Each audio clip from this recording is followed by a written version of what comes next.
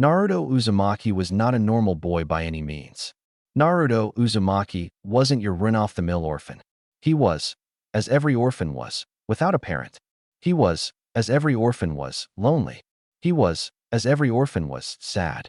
He wasn't, as almost every orphan was, looked at with pity and kindness, however. No, Naruto Uzumaki was looked at with disdain and hatred.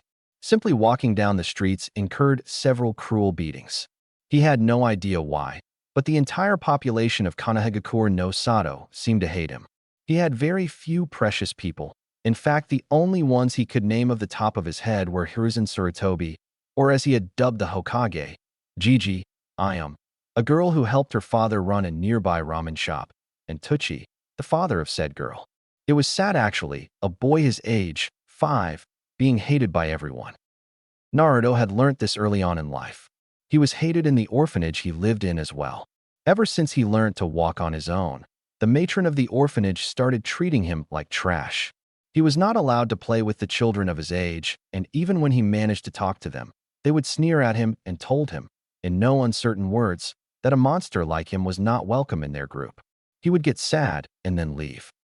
Walking the streets of the village was like trial by fire for him. He had to take careful measures to remain as unnoticeable as possible. If he got noticed, a civilian would point at him, shouting to others, "The demon is here. Get him." He would then run for his life, entering lanes and alleys, taking a shortcut through a shop, entering from the front door and exiting from the back, anything to escape the beatings. But it was suspicious that a 4-year-old boy was able to escape from the mobs. What no one, including Naruto, knew that Naruto had some special quirks. Naruto had an eidetic memory, the ability to remember and recall anything he sees or hear once, in great detail. Naruto loved to read books, but didn't know why he could recall every page of the book, down to the exact words. He found it very useful and abused it shamelessly, reading all the books he was allowed to and then some, without telling anyone, of course. He didn't tell this to anybody, not even Gigi, fearing if this got out, he would get beaten for having freakish traits. But he also discovered the downside of having such an ability. One day, when running from a mob, he accidentally entered an alley which had a dead end. There was no escape for him that day. He was punched, kicked on every part of his body, until he fell unconscious. When he woke up, very mysteriously, in his room at the orphanage, healed up, he was very happy he did not die. However, when he tried to sleep that night, the beatings came back in full force in the form of nightmares. Because of his ability, he experienced the beatings down to the last detail. He couldn't sleep peacefully for several nights. Another one of his quirks was a sort of sensory ability. He could sense danger if it was coming to him. However, it was a subconscious ability of sorts, activating only when he was in danger. But it was very useful in avoiding punches and stones that came when his back was turned. The village's behavior in general towards Naruto caused him to develop a need for positive attention, but also a need to avoid people, preferring to keep to himself. He would not actively seek attention, but he would latch on like a leech to anyone who gave some form of caring to him. Sadly, the number of people who did could be counted on one hand. That was the reason he turned to books. At least they didn't attack him outright and allowed him to read them. Almost no one wanted to associate with him, leading him to take refuge in books. They became his best friends, always making him smile when he learned something new. Naruto had to force himself to learn reading and writing as the teachers at the orphanage did as less as they could to help him. They would simply thrust the books in hands and go away to help other children. He learned early not to ask questions, receiving physical punishment whenever he did. He had read about various topics, but the one thing that stood out to him was the topic of Hokage. How the Hokage was the most powerful shinobi in the village and was responsible for the village's safety. He read how powerful was the Shodai Hokage, with his unique Kekkei Genkai, bloodline limit, of Mokuton, the wood release. He was said to be the most powerful shinobi of his time, known as Shinobi no Kami, the god of shinobi. Hashirama Senju, along with Madara Uchiha, were the two main founders of Konoha. Ironically, both were also bitter enemies, with Hashirama having to kill Madara to protect the village.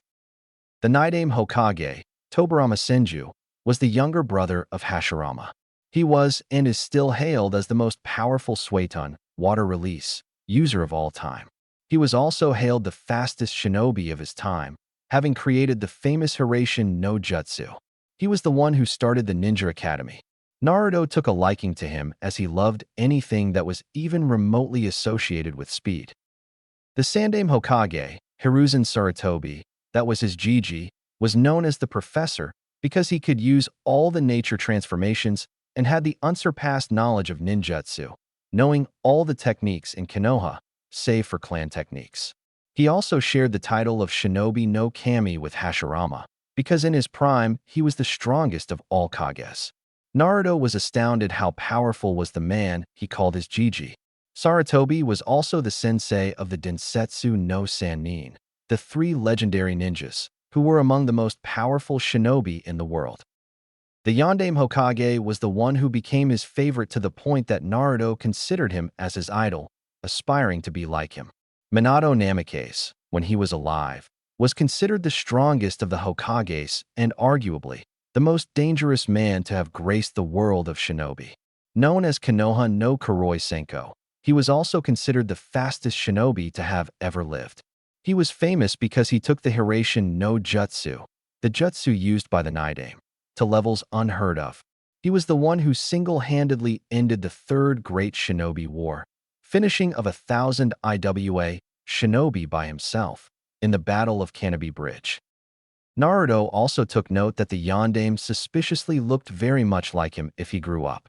Naruto compared their physical traits, more specifically those that stood out the most.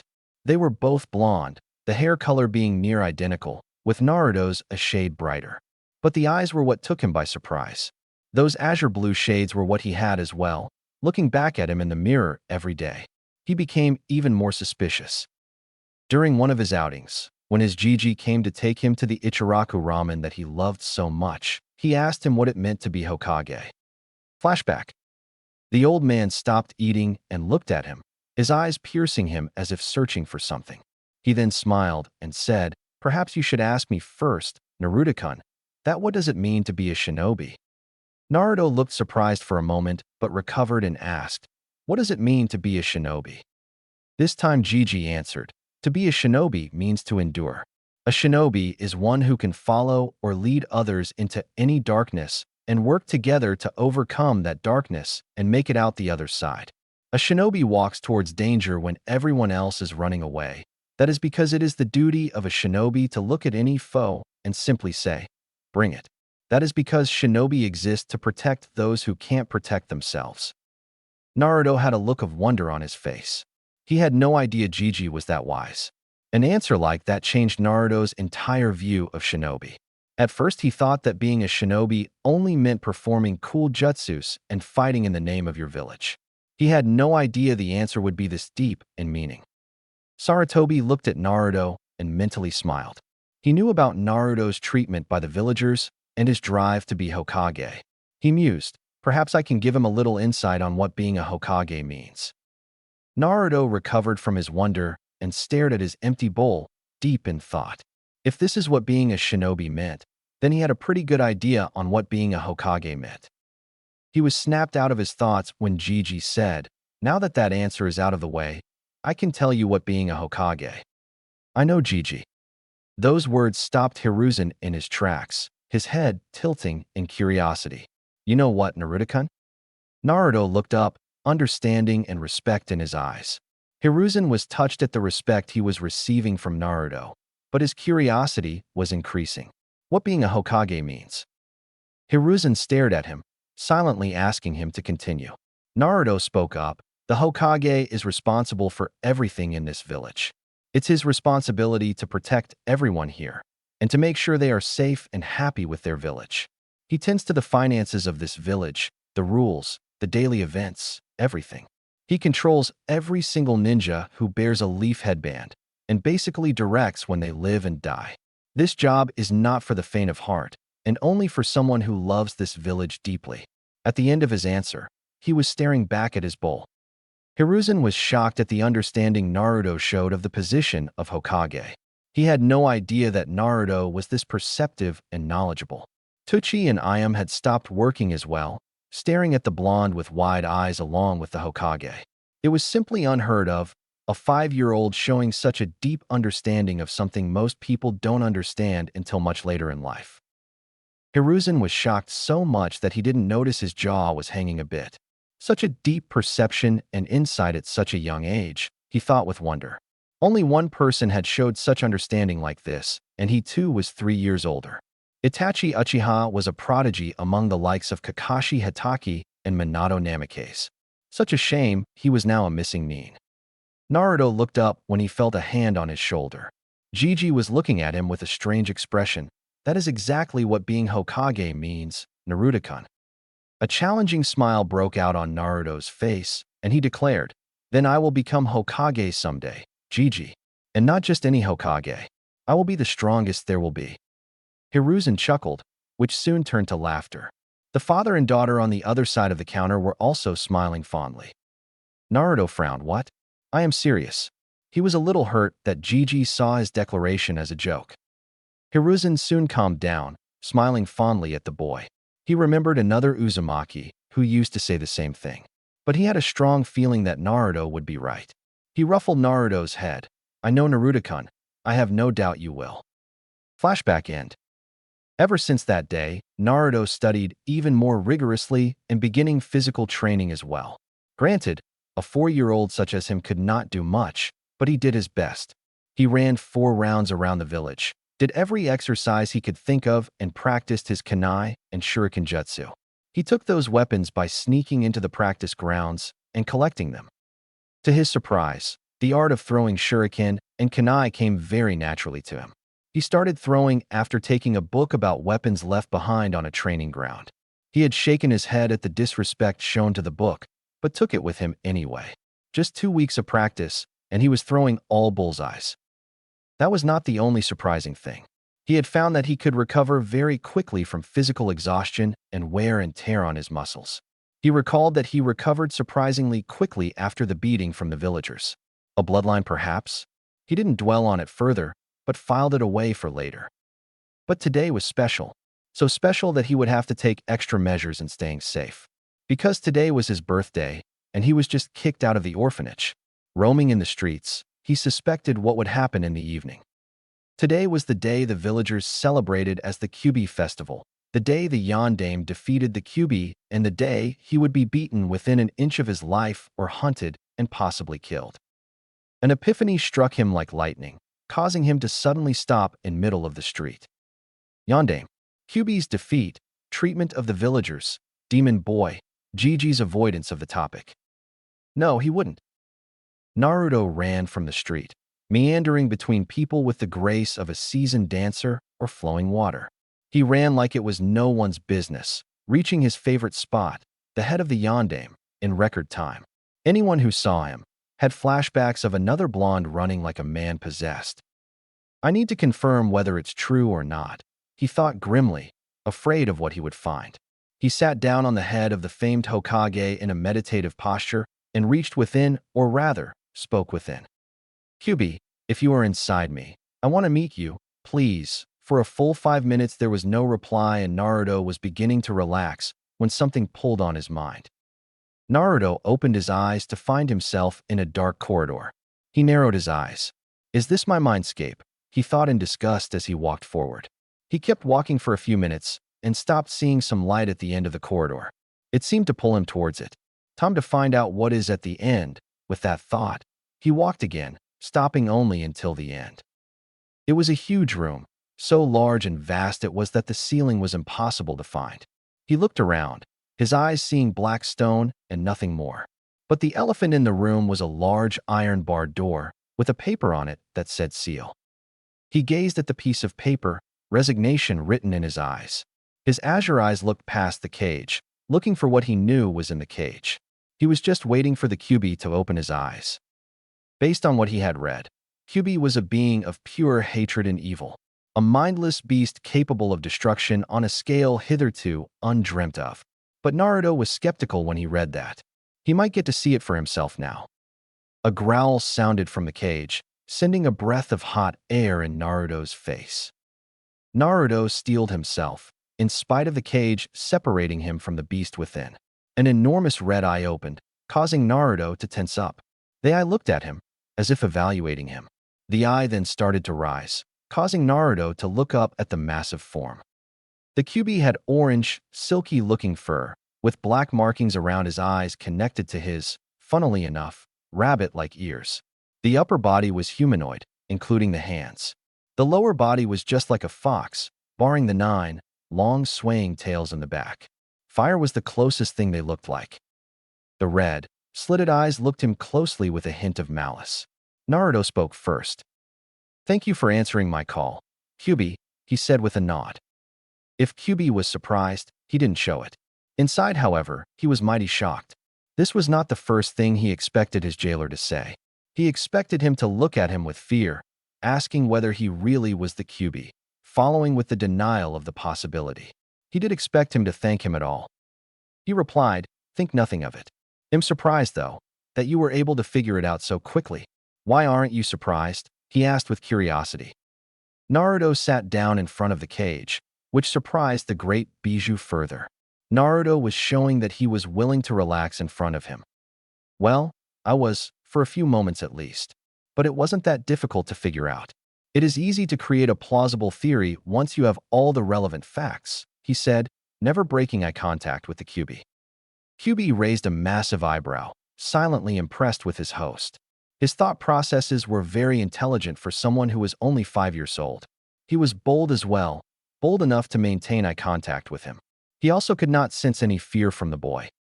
"Why aren't you afraid of me?" he asked him. Without a moment of hesitance, Naruto answered, "Because you are misunderstood." This time surprise was visible on Kyuubi's face, which was quickly followed by anger. "What did you just say?" "Chose your next words very carefully," he growled out. Naruto wasted no time in answering.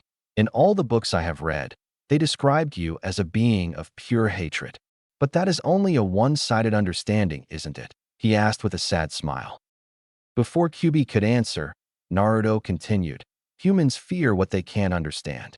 The foremost aspect of your personality that they have seen is hatred, which, while a big part of you, conceals the being underneath that can feel emotions just like us. Isn't that right, Kyuubi?" Kyuubi was astounded at the amount of understanding his host showed towards him. Perhaps he could. "What do you want?" Naruto looked at him with his azure blues, reminding Kyuubi of another set of blues that looked at him fearlessly before sealing him. "If you wouldn't mind," a hesitant smile appeared on Naruto's face. "Would you be my friend?" Kyuubi was truly stupefied at the request. For the first time, in centuries of his existence, someone had asked if they could be his friend. Naruto saw that the Kyuubi was surprised, and for the Kyuubi, if Naruto's request was not surprising enough, he was totally blown away by what Naruto did next. Naruto got up from his spot and walked into the cage. He walked up close and offered a hand for him to take. "My name is Naruto Uzumaki, and it is nice to meet you." Kyuubi had abandoned all signs of remaining composed and was openly gaping at Naruto. But he composed himself quickly and gave a sincere smile to Naruto. Seeing Naruto was too small to even shake his finger, he extended his index nail to him. Naruto smiled. "You have a very nice name, Kurama." The newly dubbed Kurama smiled. "Thank you. It means a lot coming from someone whose name means fish cake." Kurama smirked at the end, intentionally making the jab at Naruto's name to see if he could rile the boy up. His success was only minuscule, though. Naruto only had a tiny frown on his face, instead of the full-blown childish rage Kurama was expecting. "Actually, I prefer the other meaning of my name. Maelstrom is much better than being compared to a fish cake, Kurama." Kurama chuckled, a smooth, deep baritone that lit up a warm feeling inside Naruto. Naruto decided he liked Kurama's voice. "No one would think of a maelstrom when they look at you, Naruto. Perhaps when you are older, but certainly not now," Kurama teased him. Naruto shrugged, and then his eyes turned serious, making Kurama do the same. Naruto asked the Bijou, "Kurama, you know I have questions, right?" Kurama nodded. "I assumed as such. However, I had expected us to meet when you were significantly older. I have to say, I was not expecting your call to me." Naruto shook his head. "Well, if it makes you feel better, I was not expecting you to pull me inside my mind," he said. absently noting that he was not wet at all, in spite of standing and sitting in the water. Kurama returned to his earlier position, lying down, face on his paws/hands. I will do my best to answer whatever question you have, Naruto, he assured him. Naruto gave him a nod of gratitude and sat down as well. Okay, first question. Why does my mindscape represent a gutter or a sewer, whatever you want to call it? Kurama looked silent for a moment, after which a mischievous grin broke out on his face, exposing his sharp canines. You know what they say about people whose minds are in the gutter, right? Naruto gave him a blank look, reminding Kurama that Naruto, however intelligent for his age, was still only 5 years old. Kurama's embarrassed blush would have been visible on his face if his fur were not orange. He cleared his throat loudly to avoid embarrassment. Sorry, Naruto, but I have no idea why your mindscape is a sewer. There is a theory that says that your mindscape is a reflection of your mental state. It could have been the psychological trauma that was given to you by the villagers, but why it is particularly a sewer, I don't know, he replied. Naruto absorbed the information like a sponge, and after a few seconds, he asked Kurama, So, I have psychological trauma. I knew about that, which means that even if I change the appearance of my mindscape to something else, there will always be something that represents the trauma, right? Kurama inclined his head in agreement, smiling a little. That's right. I have to say, though, it's nice to talk to someone who is intelligent.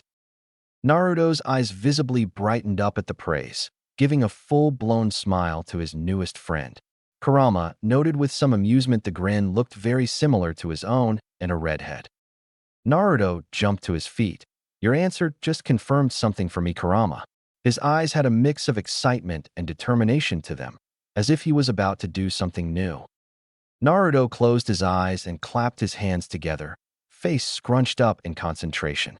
Kurama observed him quietly, wondering what his host was about to do. Naruto snapped his eyes open after a few minutes, having envisioned what he was about to do. With a cry of "Ha!" he slammed his right hand on the ground. What happened next completely blew away his mind. A wave of energy exploded from Naruto in all the directions, completely lighting up the mindscape and almost blinding Kurama. Was it chakra that exploded from him? How is that even possible when he hasn't even unlocked it yet? That pulse of chakra completely shredded everything it came in contact with. Naruto may have possibly destroyed his own mind, were the thought running through Kurama's head.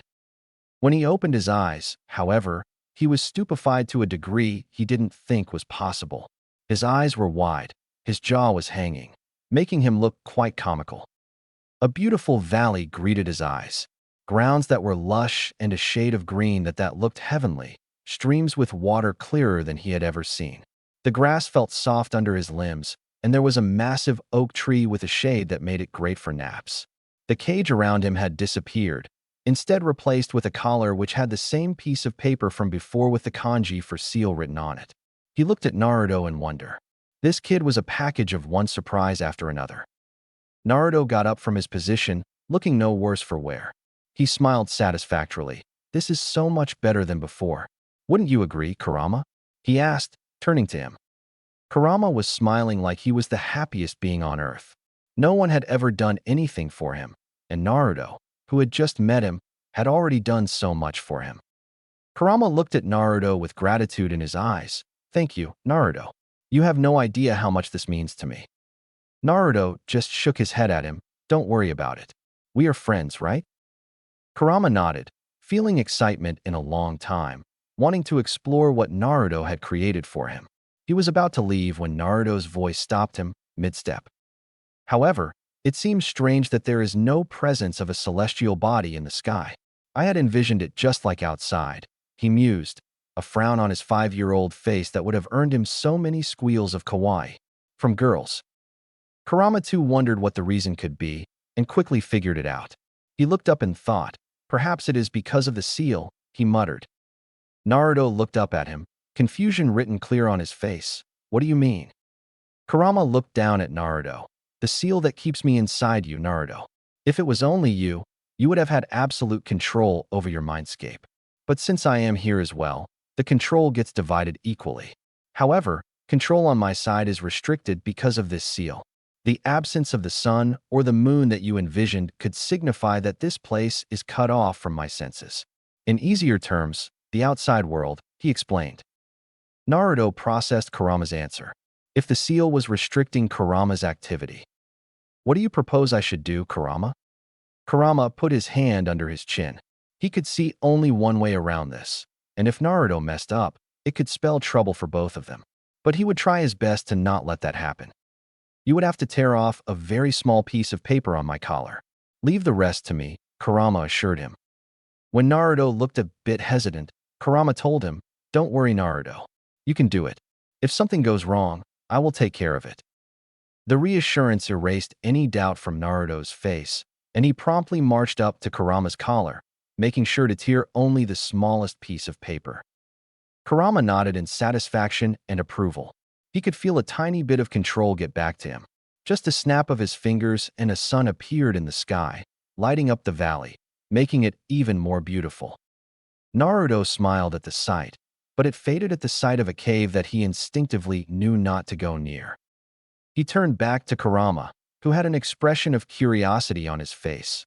Naruto, what was that wave of energy that exploded from you earlier? And how did you know how to change your mindscape? Naruto gave him an innocent look. It is my mind, Kurama.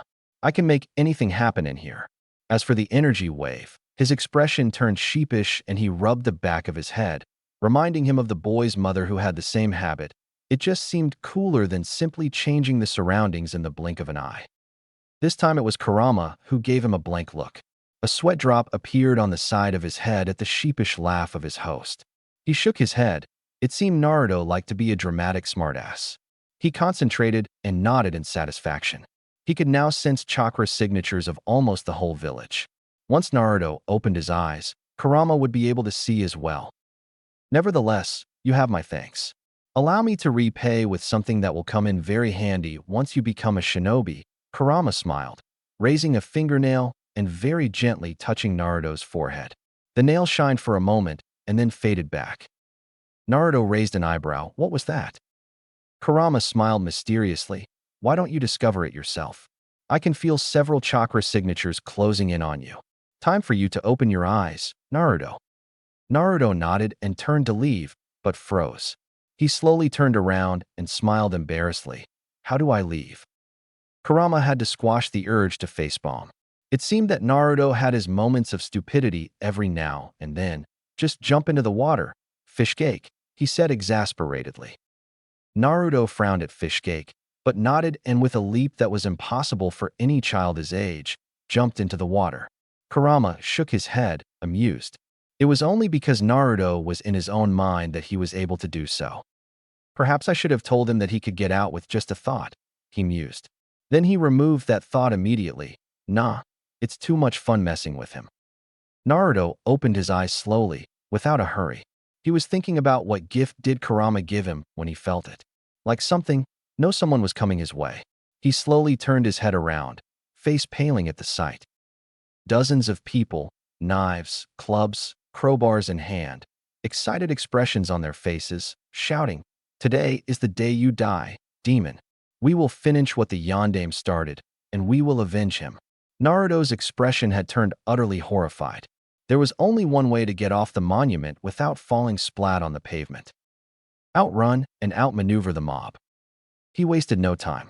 He kicked up to his feet and immediately started running in a perpendicular direction to the mob. Since he had been running regularly for 1 year, he had built up some pretty good speed and endurance. His plan was to take a wide arc around the mob, and as soon as it was behind him, hightail it into the streets where he could lose them. He took off into the forest, the mob following him closely behind. As he began to cut an arc around the mob, hairs on the back of his neck stood up, a clear sign of danger. However, unlike before when he could only detect danger, this time he could feel the direction the weapon was coming from. Naruto was an imaginative child. From where he had developed his imagination, no one knew. But there was one thing about his imagination that even he knew was not normal. His body had the most unnatural and peculiar ability of following the commands of his mind down to a T. As soon as he had sensed the knives speeding at him, he thought of only one escape scenario, and his body followed it as it did before several times, just not in a life and death scenario. He jumped, body in the air, rotating like a screwdriver, the knives going under him, missing him by just a few inches. He rolled on the ground to soften his landing and continued running away, successfully getting the mob behind him and the road in front of him. He managed to get to the streets, where he purposefully chose the market street where he could lose them. He knew the civilians could not do the tricks that he could. He vaulted neatly over several carts without losing momentum, each time increasing the gap between him and the mob. He turned left at an intersection and jumped up a wall, hanging on the other side until he was sure the sounds of the mob faded away. He jumped back on the road. He took a moment to catch a breath. If he was not mistaken, he had run at full speed for close to 3 miles. Impressive for a 5-year-old, the familiar voice of Kurama sounded in his head. Naruto looked surprised for a moment, but then shook his head. It was probably because of the change that he had done to the seal. He also chalked it up to adrenaline that he had run so far and fast. That was a lot difficult than he had imagined, but he blamed it on his clothes. An orange jumpsuit stuck out like a sore thumb among the masses. It was as if he had stuck a piece of paper behind his back saying, "Kill me." The blonde hair wasn't helping either. But then again, he had nothing else to wear. The keepers at the orphanage looked very satisfied when they had given him the jumpsuit. They probably wanted him to be spotted in case he attempted to hide from a mob. Too bad they underestimated him. So deep he was in his musings that he didn't notice he had entered an area of Konoha no one had taken a stroll in for at least 5 years. He looked when he saw he was standing before the gates of a beautiful mansion. "Naruto, open the gates of the mansion. Let's explore," Kurama's excited voice sounded in his head. Naruto shook his head. "I would be an idiot to even touch the gate. Can't you see all the seals engraved on it?" Kurama insisted, "Do it. Who knows, you might get a surprise." Naruto frowned at the behavior of the fox, but followed his advice anyway. He placed his hand on the seal of the gate and closed his eyes, as if waiting to be blown up. He didn't notice the seals glow slightly. He opened his eyes when nothing happened. Tentatively, he pushed the gate, and to his surprise, it opened easily. The seals must be malfunctioning if a strange like me could enter in here, he thought. The mansion was beautiful. It was a traditional 2-story mansion, surrounded by lush, green grounds. There was even a small pond with clear water in front of the house. Whoever this house belongs to must be insanely wealthy, he thought with wonder. Money was something that was rarely available to him. He decided not to dwell on it further. As he approached the front door, he began to think it was a bad idea coming here. What if someone spotted him? What if he accidentally activated a trap? He cautiously turned the doorknob, hearing it click open. He opened the door fully, seeing the dark living room with a sofa and comfortable chairs. He turned on the light, surprised that electricity still flowed in the circuits of the house. But it was all covered in a thick layer of dust. The owner has been gone for a long time, but why? He wondered. As he turned in the direction of the fireplace, he stopped short at what he saw. The first thing that caught his eye was the uniquely shaped kunai embedded in a stone slab placed on top of the fireplace. Every shinobi or shinobi worth his or her salt would recognize the tri-pronged kunai. It was the Yandame's kunai. He now knew that this house belonged to the deceased Hokage. Crap. He had just broken into the Yandame's house. Double crap. He was just about to turn tail when Kurama's voice sounded in his head. "What's that?" He turned around again, seeing the portrait above the fireplace for the first time. It was Minato Namikaze, decked out in full Hokage uniform, along with a beautiful redhead wearing a high-collared, sleeveless blouse under a long, loose-fitting dress with a wristband on her left wrist and standard shinobi sandals. A medium-sized bulge on her stomach made him realize that she was pregnant. But that was not what caught his eye. The redhead was waving a peace sign, with a very familiar grin. The same one he wore whenever his mischievous tendencies surfaced or when he was really happy. Her face was also very similar looking to his own. Her exquisite violet eyes were shaped just like his eyes. With a jolt, the pieces of a puzzle that he could never solve arranged themselves, forming a long sought-after answer. Blonde hair, azure blue eyes, the familiar grin, same shaped face, identically shaped eyes. He had just found out the identities of his parents. "Congratulations, kid. You finally found them." Kurama's smooth voice was softer this time. Also, sorry for the minor grammar mistakes. Speaking. Thinking. Kurama speaking face to face. Kurama speaking inside head. Naruto stood in front of the fireplace, eyes glued to the portrait, a storm of emotions raging inside of him. He didn't know what to feel, whether to be happy that he finally has found out who his parents are, or were, he thought bitterly, or whether to feel hurt that his Gigi hid his parents' identity from him, or whether to feel furious at the treatment from the village. His hands were clenched so tightly that his knuckles turned white. Kurama consoled him, "It's okay to feel this way, Naruto. Anyone who would have been in your shoes would have felt the same." Naruto finally sat down in Indian position, the energy leaving his legs. He tried to think something, but the thoughts evaded him, only the image of his parents situated in his minds. He was finally with his parents, yet at the same time, he was not. Tears finally fell from his eyes from holding them back for so long. He cried for a long time, finally letting his emotions have an outlet. For the first time in his life, he felt like he was alone in the whole world. Sniffling, he asked inside his head, "Kurama, did you know about this?" Kurama remained silent for a few moments, which were enough for Naruto to deduce that he knew. Kurama knew, and he still didn't tell him. "I did know, Naruto. After all, you shared the same space with me for 9 months inside your mother," the fox replied softly. Naruto cried even harder after hearing this. It was like a whole new storm colliding with storm that was already raging inside him. On one hand, he was happy that he and Kurama were together even before he came into this world. On the other hand, he felt betrayed that Kurama would hide something like this from him. He was too emotional to make sense of Kurama's statement right now. He felt really alone. After he finally stopped crying, he stood up too tired to explore the house right now. Hell, he was too tired to even form a coherent thought. Somehow, he climbed the stairs, opened the first door that was in front of him, and fell onto the bed, asleep before even hitting the soft mattress. Hiruzen was panicking. He knew what the day was, and he had been wanting to get out of this office to spend time with his surrogate grandson. But fate seemed to have other plans for him, as instead of having the normal amount, 3 stacks of paperwork in front of him, he was literally buried in the paperwork.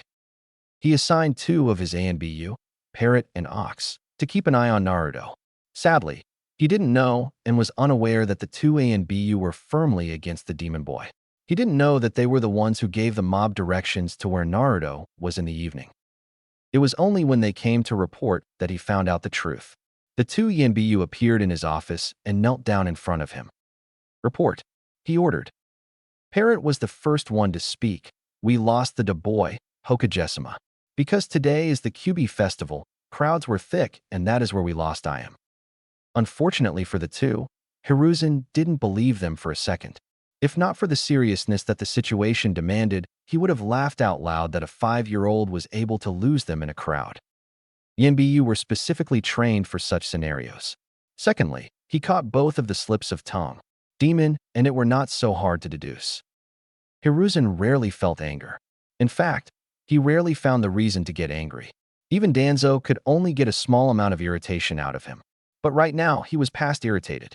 No, he was downright furious. All the ANBU in the room felt it. The ridiculous amount of killing intent that was coming from the Hokage. "Shit," both the ANBU thought. "Cat, bear," he shouted. In an instant, the 2 ANBU were kneeling in front of the Hokage, just behind Parrot and Ox. "Orders, Hokage-sama." Hiruzen barked out, "Take these 2 to Ibiki. Tell him to hold nothing back and find out what they were doing this evening. Also, tell Inoichi that I want to know every face that was there in the mob." "Hi, Hokage-sama." The 2 ANBU instantly caught the traitorous ANBUs and promptly flickered out. Now that he was somewhat calm, the previous panic returned. Where was Naruto? Was he injured? Worse, was he dead? Was he even in the village? He took out his ball that he used to keep tabs on the village occasionally. Mostly, he used it to ensure whether Naruto was alright or not. He channeled his chakra through the ball, searching for Naruto. However, he was floored when nothing came up. He repeated his search 2 more times, just to be sure. The result remained the same. He did not like where this was going. It was a strong possibility that Naruto was outside village walls. "Dog, tiger," he called out. In an instant, the mentioned 2 were before him. "Track him down, no matter what." Even search outside the village if you have to. Hi, Hokagesima. They flickered out. Hiruzen sat down with a heavy sigh. He was mentally exhausted from the paperwork he had been doing all damn day, and then this. Where are you, Naruto-kun? He decided to sleep in his office and wait for them to come back and report, trusting his ANBU. The sun's rays peeked from in between the curtains, falling straight onto Naruto's face. Blearily, he opened his eyes. Although he slept peacefully last night, he was mentally and emotionally exhausted. This type of exhaustion was new to him, having never experienced it before. At first, he had no idea where he was, but then last night's memories came back to him. He viciously fought back the tears that threatened to fall out again. No, I will not cry again. I did enough of that last night. He reminded himself. It was time, he decided, to think through this logically. First things first, morning rituals. He got up from the bed and headed to the bathroom. Surprisingly, it was very clean and dust-free compared to the rest of the house. Weird, he thought before closing the door.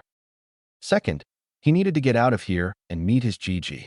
He had no desire to meet that man now, but the man had looked after him like his own. He was there for him when no one was. He was probably worried sick. Although he was dying to explore the house, it was best not to worry the old man even more. Besides, the faster he could get this over with, the quicker he could return here to explore. Besides, who knows, maybe his parents left something for him. As soon as he closed the gate behind him, he was surprised to see the seals on the gate glow a bit before the gate locked itself. They were not malfunctioning. The seals recognized my chakra, which is why I was able to get in, he thought in awe. He had read that the Yondaime was regarded as a seal master of the highest caliber, but seeing it with his own eyes was entirely different. Sensing his chakra signature when he hadn't even unlocked his chakra, his father was awesome. That decided for him. If his father could do Fuinjutsu like this, he will too, and he would be better than him. He then turned to leave when a thought struck him. He was about to dwell on it, but he roughly shook himself out of it. I don't have time. I have to meet Gigi. With that, he ran out of the area, picking up speed when he realized he was quite far from the Hokage Tower. En route, he mentally nudged his friend. Hey, Kurama. You awake right now? For a few seconds he heard nothing. Then he heard a yawn in his head, almost making him do the same before he viciously squashed the urge. What's up, Naruto? Naruto faltered in his running, almost falling flat on his face. He couldn't help the grin that came on his face. Hearing Kurama, an ancient demon, using the slang that kids his age do was hilarious. A stray thought from last night's conversation with Kurama. About last night, what did you mean when you said that we shared the same space for 9 months inside my mother? He asked curiously, turning serious once more. Kurama replied, I meant what I said, Naruto. You are smart enough to figure out the answer to your question. Naruto's expression turned grim at that. It meant he and his mother were exactly the same, host of the Kyuubi no Kitsune. But why was his mother? Jinchuriki, Kurama interrupted his thoughts. Naruto blinked at that. What? Kurama elaborated. Jinchuriki is the term that you are looking for. It means power of the human sacrifice. They are humans who have a tailed beast sealed inside them. Naruto did not falter even for a second after this revelation. He was almost halfway to the tower, which means he could learn a little more. I get what you mean. What I don't understand is why my mother was a Jinchuriki before me. Also, what is my mother's name? Why was I made into one? Questions were coming one after the other like water from a running tap. Kurama raised his eyebrows at the onslaught of questions. Whoa. Slow down, Naruto. You have to understand that I cannot answer all of your questions. Naruto was a little peeved at that. Why not? Kurama simply shrugged at that, acting as if he didn't even notice Naruto's anger, because there is an old man who can answer these questions better than I can. Naruto calmed down at that. Kurama was right. He had no hand in who he was sealed. Gigi was the Hokage. He was the one who probably knew more about these matters. Another thought struck him, but the tower was within his sight now. Better make this fast, he mused. Hey Kurama, what was that you gave me last night as a gift? He asked. He could see Kurama grin in his mindscape. I'm surprised you could pick up on that. The fact that you unintentionally used it is even more impressive. Naruto scowled a little. Stop beating around the bush, Kurama. Just tell me. Kurama, however, did not budge, Don't tell me you can't figure it out, Naruto. You may not know, but I can feel how close you are to figuring it out. Naruto was slowly getting irritated with the game of riddles that Kurama was deliberately dragging on. He was about to give him a mental scar to remember when he suddenly figured it out. He had actually felt the mob approaching. Did you? Did you actually give me a sensory ability? Kurama shrugged. Naruto mentally hooped. Thank you so much, Kurama. Secondly, his tone turned menacing, causing Kurama to lift an eyebrow. This is for annoying me with riddles. With that, he turned his entire mindscape orange. He would cherish Kurama's yell of horror forever. He reached the Hokage Tower, panting only lightly. Standing in front of the tower, he felt a little anxiety creeping up inside him. He faced the sky. What is the time, Kurama? Observing the position of the sun, it should be around 6 in the morning, he deduced. Naruto idly questioned himself. Would Gigi be even awake at this hour? He shook his head. He would not back down now. He steeled himself and entered the tower. Seeing almost no one in the corridors, he almost turned back, but resolutely thought to himself that he would wait for him. He arrived in front of the Hokage's office. Seeing the absence of the secretary he knew was supposed to be here, he sat on the bench outside the office. This was his first time in the Hokage Tower, so he decided to look around. But there was not much to look around. All the important stuff must be someplace where only authorized people could access it, he assumed. Sighing, he closed his eyes, figuring he could talk to Kurama about his newly acquired sensory abilities. Kurama, how could I sense the mob before when I haven't even unlocked my chakra? Kurama thought about it a bit and then answered. He had nothing else to do anyway. Good observation, Naruto. It is simple. It was a newly awakened ability. Naturally, it would require time before it stabilizes. But before that happens, it is unstable for a little while. It was in that time period that you could sense the mob. If you were to try it now, you won't be able to use it, he explained, keeping it simple so Naruto could understand it. After hearing Kurama's explanation, Naruto concluded that the ability Kurama had given was a chakra-dependent ability. He could only use it as long as he infused chakra, that too, in a specific way so that he could sense. Damn, that means I have to first unlock my chakra, he pouted. Kurama again spoke up. Before I forget, I did something else as well. Sensor ability was not the only thing I gave you. Naruto rose an eyebrow in confusion. Now that he thought about it, not many kids his age could do that. What do you mean? Kurama expanded on his statement. I tweaked your ability to sense danger as well. Naruto nodded. I noticed that. Kurama's grin became sly. Then did you also notice that when your danger sense activated, your surroundings seemed to slow down? Naruto froze. Did that really happen? He thought back to the events of last night, specifically when he avoided the knives that were about to skewer him. He did remember seeing the knives coming in a sort of slow motion. Damn. He mentally whistled. Holy shit. You are right. I remember that. How is that possible anyway? This ability would be so useful in the future. Kurama shrugged. It was my way of saying thanks for what you did for me last night, Naruto. Naruto deliberated on whether to try and unlock his chakra right now, or to wait to enter the academy and then unlock it. So deep he was in his thoughts, he did not notice the Hokage coming his way. Hiruzen had a restless night. The aged Hokage's worry increased when Dog and Tiger came back after a search that lasted 4 hours. They reported that they searched every corner of the village, every possible place where Naruto might be, but found nothing. Hiruzen had dismissed them and headed back to his home, turning in for a sleepless and worrisome night. When he got up in the morning, his first thought was about whether Naruto was alive or not. He immediately got up, shaking off the morning drowsiness like a seasoned veteran. He quickly got dressed and used the body flicker to get to the Hokage Tower. He quickly climbed the stairs that led to his office, intent on resuming the search for Naruto as soon as possible. He froze in his tracks, however, when he saw a familiar orange jumpsuit-wearing kid deep in his thoughts, which was not unusual for him. Naruto. His exclamation was filled with relief and happiness. Naruto looked up, and Hiruzen knew something was wrong when instead of seeing the usual face-splitting grin, he was greeted with a small smile filled with sadness. Nevertheless, he grabbed the boy into a bear hug, which Naruto did not hesitate to reciprocate. Are you okay, Naruto-kun? Where were you last night? The questions rushed out like water breaking from a dam. He felt tons lighter than he did last night. Naruto gave him a small smile and said, somewhat Gigi, and as for the second question, I need to talk to you in private. Relieved, but his confusion growing, he ushered the boy in his office. Naruto's keen eyes scanned the office, looking for places where shinobi might be hidden. The Hokage cannot be without bodyguards, after all. The upper four corners of the room, that's where they are hidden, Kurama supplied helpfully.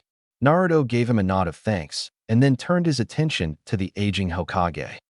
So, Naruto-kun, what did you want to talk about? Naruto debated whether to tell the old man to make his ANBU leave, but decided to kill two birds with one stone. I know who my parents are. That simple statement changed the entire atmosphere of the office. Hiruzen tensed up, and so did the ANBU in the office. To those who were intelligent, it was quite easy to deduce just whose son Naruto Uzumaki was. Fortunately, or unfortunately, those were very few. However, Naruto's file itself was classified, with no one but only the Hokage had access to. To find out that Naruto knew about something that only the Hokage had the right to know was very unexpected. Hiruzen wasted no time, waving hand seals. The ANBU recognized the order to leave them alone. They vanished, and Hiruzen activated the privacy seals in the office. He gave his complete attention to Naruto. And who were they? Naruto was unnerved by the caution in the old man's eyes, but steeled himself and answered, the Yondaime Hokage and his wife. Hiruzen closed his eyes in acceptance and resignation. He always knew Naruto would find out. He just never expected it would be so soon. He opened them to find himself on the receiving end of Naruto's accusing stare. Why did you pretend you didn't know, Gigi? Hiruzen barely caught himself from flinching. He gave a sigh. Who told you? Naruto promptly answered back, I figured it out myself. How? The curiosity was killing him. He had to know if someone was out there wielding such dangerous information. Naruto recounted the events of last night, and at the end of his explanation, Hiruzen was both relieved and curious. Relieved because he was glad that no one besides Naruto and him knew his parents' identity. Curious because he never knew that Minato had found a way to hide from his peeping ball. Both him and Naruto sat in silence for a while. Naruto was the one to break it first, hurt in his voice. Gigi, why did you not tell me? Hiruzen responded, weariness coloring his tone. Naruto, you have to understand that your father had many enemies. I could not afford to take the chance that you wouldn't blurt it out accidentally. Anger finally filled Naruto. Do you have any idea how desperate I was for answers? He whispered, but the anger in his voice was as clear as the sky. Guilt hit the Hokage with the force of Guy's fist. He could honestly not relate to Naruto's situation. Do you know, Naruto's voice was a bit louder this time. How it broke me to not know the identity of my own parents. He was shouting at the end. I have the right to that information more than any other person in the world. Tears were freely flowing down Naruto's face by now. Hiruzen himself was shedding tears of his own. Naruto was right in that account. He had a right to know who the people were who brought him into this world. More so than anyone. But as the Hokage, his decision had to be logical. Sentiment could not be afforded by someone of his position. Naruto had calmed down after a few minutes. I have a question, Gigi, and I want an honest answer. He was glaring at the Hokage by now.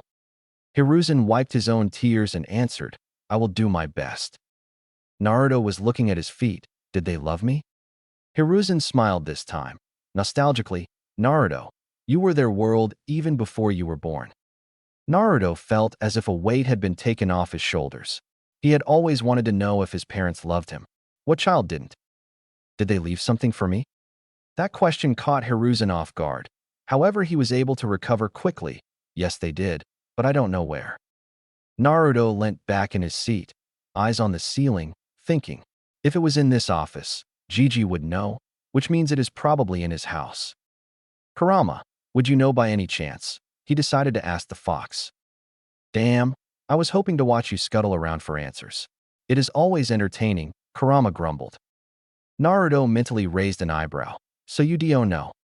Yes, in fact, it is the place where everyone would least suspect, answered the demon. Naruto waited for more, but it never came. He mentally huffed, "Fine, I'll do it myself."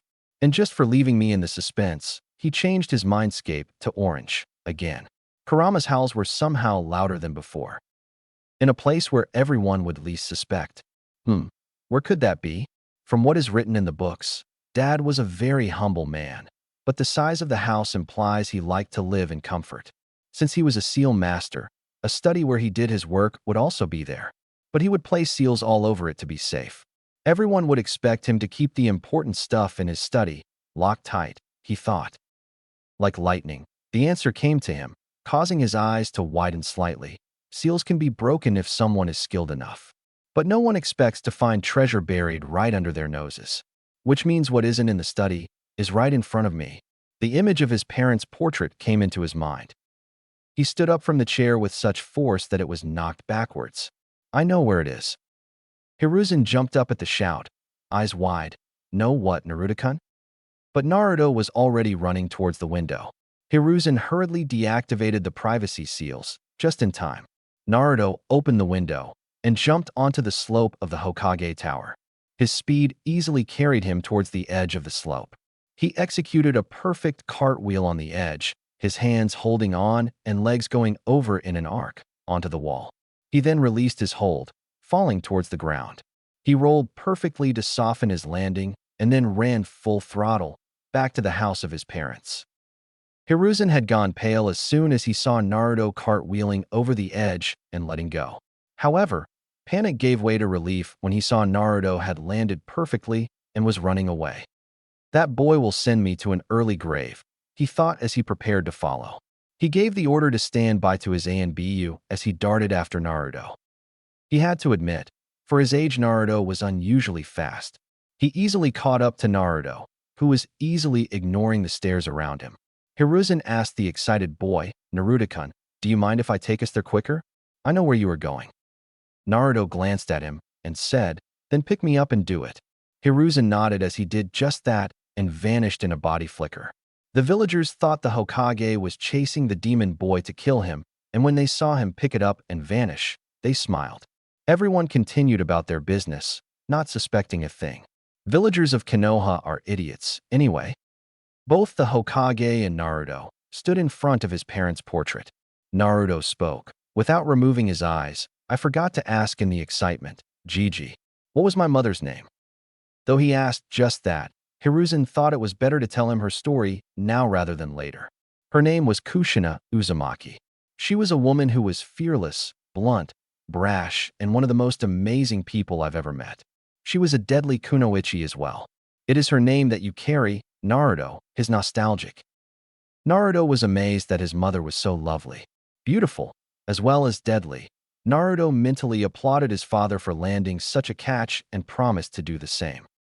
She was from Yuzushiogakure, the land hidden in whirlpools. The Uzumakis were distant relatives of the Senju clan, the clan of the Shodai and Nidaime Hokage. They were feared for their Fuinjutsu skills. They were the undisputed masters of the art. It was your mother who taught your father Fuinjutsu. They had immensely dense and large chakra reserves, which gave them a longer life than any other ninja. Some of them had special chakra, which they could physically manifest in the form of chains. Your mother was one of them, he recalled, with Naruto soaking it all up like a little child hearing stories from his parents. Hearing how powerful his mother's clan and by extension, his mother was in Fuinjutsu, his resolve to master it only strengthened. He wanted to ask him why she was made the Jinchuriki of Kurama, but let it go. He could always ask another day. He turned his attention back to the portrait. He could not find any seals, but given his parents' skills in Fuinjutsu, they could have made a seal that hid all other seals. How do we go about this, Gigi? Hiruzen pinched his chin in thought. There was a high possibility that the portrait only required Naruto's blood to open. Letters from parents were only meant to be read by family. After all, you have to apply a bit of blood on the portrait, Naruto-kun. If something such as letters from your parents is there, Minato would trust no one but his blood to read them. He took out a kunai and silently asked Naruto if he could slice his hand. Naruto gave him his hand without protest. Quickly and efficiently, Hiruzen sliced Naruto's thumb, opening up a small cut. Naruto, knowing his fast healing would seal it within seconds, instantly wiped his thumb on the painting before it closed. For a second, nothing happened. Naruto and Hiruzen thought that they might have been wrong. But then the whole frame of the painting lit up, showing intricate seals that only an Uzumaki or Minato would have hopes of understanding. There was a small click, and the portrait pushed out a little. Naruto, more eager than he had ever been in his life, opened the portrait. Inside there was something very unexpected. Naruto and Hiruzen stared in bewilderment at what met their eyes. There were only 2 envelopes that were there. Naruto was a bit disappointed that there were only 2 envelopes remaining of his parents' legacy, but changed the direction of his thoughts immediately. He was taking something at face value, which he would never do. Perhaps it's the feelings I experienced last night. Emotions are clouding my judgment, he thought. Don't worry about it, Naruto. Feelings and thoughts such as those never truly fade away. You just learn to live with them. Besides, it happens to the best of them, Kurama reassured. Naruto noticed how Kurama excluded himself from the best of them and rose an eyebrow mentally. It does not happen to you? Kurama arrogantly puffed up his chest and declared, of course not. In the Kyuubi no Kitsune, boy, a being such as I am above such petty things. Naruto ignored the pompous rambling of the fox and turned his attention back to the envelopes. He quickly took them from their place and checked carefully if there was anything left. Seeing he had taken all there was, he closed the portrait. The seals glowed again, signifying the portrait had been locked back.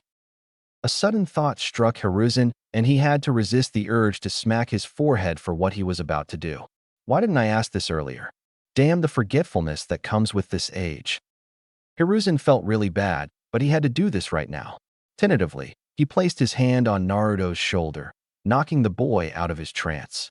He was gazing at the envelopes as if they were the most precious things in the world to him, which they were.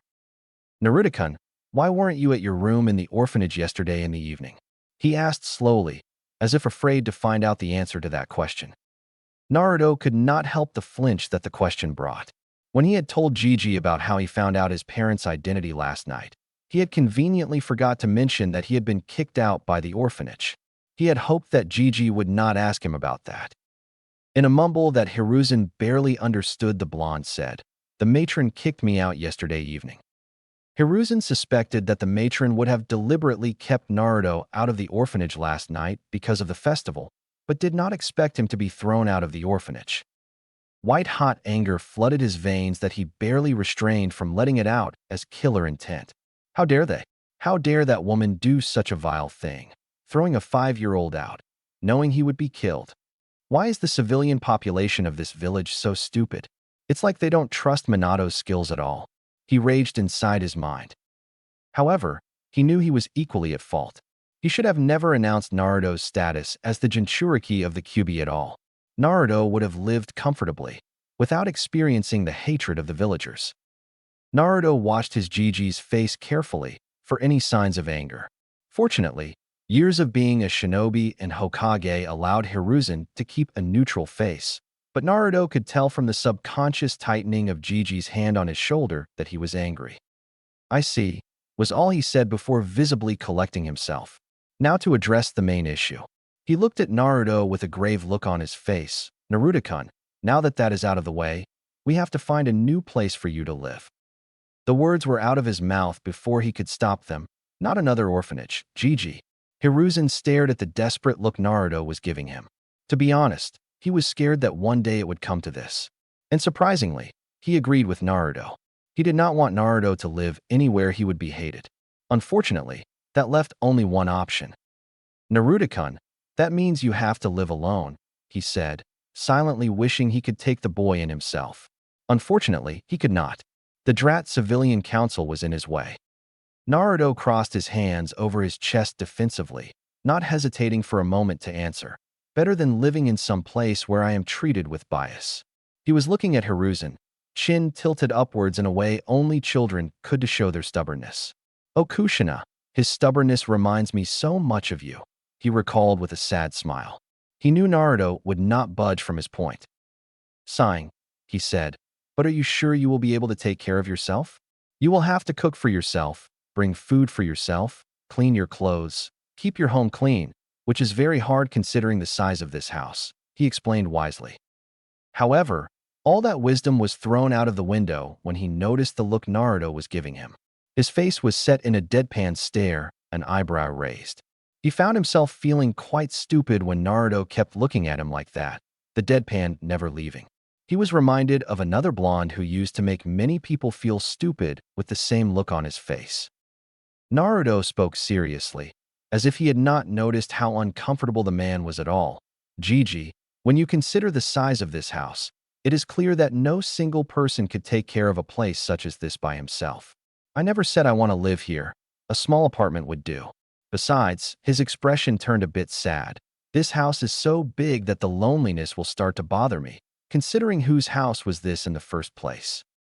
Hiruzen was surprised at the maturity that Naruto was showing. People thrice his age aren't this mature, he thought with amazement. No matter how many times he saw Naruto, he was always stunned at how mature Naruto was for his age. Considering his options, he said, "Give me 1 hour, Naruto-kun. I'm positive I can find an apartment big enough just for you. Until then, I assume you would want to read the contents of those letters?" He said, giving him a significant glance, complete with chin down and eyebrow raised. Naruto suddenly seemed to remember about the envelopes. His hands shot to his lower's pocket where he had put them somewhere between his talk with Gigi. He looked up and replied, "Yes, that will do, Gigi." He left after that, muttering things about a matron and execution. After Gigi left, Naruto reached for the first letter that came into his hand. He read the kanji on the envelope with wide eyes. "Mother," it said. Hands shaking because of nerves, he opened the letter. Naruto was a pretty fast reader. Not because he was eager to finish the books early, more like he was forced to become a fast reader. The matron at the orphanage would give him books, but would take them away very quickly, which is why he forced himself to become a fast reader. But this letter was read very slowly, wanting to taste each word of his mother. "Dear Naruto, oh, my sweet little child, how I wish that I were alive to see you grow into a fine young man like your father. I'm writing this letter in case something happens to us and you are left alone. If you are reading this, it means that we are dead. We are so sorry for leaving you, baby. First things first, I love you with all my heart, Naruto. A mother never stops loving her child, even in death. Know that I am still watching over you. And another thing, don't you dare visit me unless you are 110 years old. I want you to live a full and happy life and only die of old age. Second, if you decide to become a shinobi, remember the 3 vices of shinobi life. First is alcohol. Be responsible about it and don't become a drunk. Second is money. Use it responsibly and try not to waste it. If you do want to waste it, better do it on your wife. The third is women. And as your mother, I absolutely forbid you to become a pervert and a womanizer. Respect women and also find a woman you love and want to spend your life with. Don't settle for anything less." At the bottom of this letter, you will see 2 kanji. The first one contains my sword, if you ever decide to take up kenjutsu.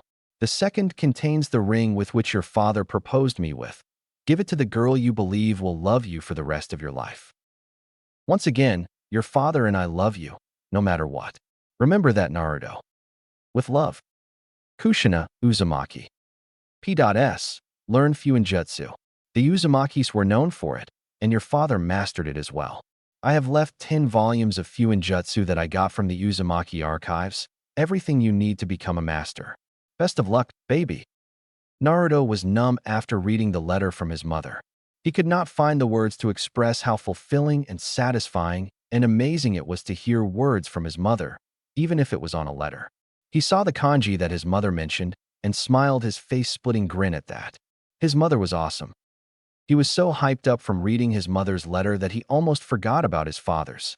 He put the letter down gently as if it were made of glass and picked his father's letter up. "Dear Naruto, if you are reading this letter, then it means that I'm no longer among the living. I desperately hope that your mother is with you, but if that is not the case, allow me to explain a few things to you. My name is Minato Namikaze, and as you probably have guessed, the Yondaime Hokage. If you already know this, then you are probably in the academy. If not, it is good to read. Keep it up. If you did not know about my identity as your father before this letter, please don't be upset at Sandaime-sama. I left him specific instructions that you were to be told about my identity only if you were a chunin or married. I made many enemies during the Third Great Shinobi War, especially from IWA. If people were to know about it, you would be a prime target for all my enemies. I just want you to know that even if you are yet to be born, I love you with all my heart. It was the happiest day of my life when your mother announced that she was pregnant with you. Since I was an orphan, I really don't have any special jutsu to give you. But what I have left, I hope you master them. The improved notes I made from scratch in my quest to learn and master Naidamesama's Hirashin no Jutsu are in the first kanji at the bottom of this letter. Also, I leave the Rasengan to you, in hopes that you can complete it, something that I never could. It is in the second kanji. Your mother was Kushina Uzumaki, and she was the loveliest and one of the most compassionate women I've ever met in my life. She is perhaps the only one who loves you more than I do. I have left you another surprise in the basement of this house. Something of my own design, and perhaps my greatest Fuinjutsu achievement yet, other than mastering the 8 trigram ceiling style. Details are in the basement. Enjoy. With all the love in the world. Dad. Naruto did not know when he had started crying, but he did not care. He could feel his parents' love from the letter. He could almost see them smiling down on him from above. He wiped his tears off, a determined glint in his eyes. He would do his parents proud. He looked up and noticed that only a little over 5 minutes had passed. Good, a lot of time to explore. He nudged his partner mentally. Hey, Kurama, you awake? We can finally explore the house.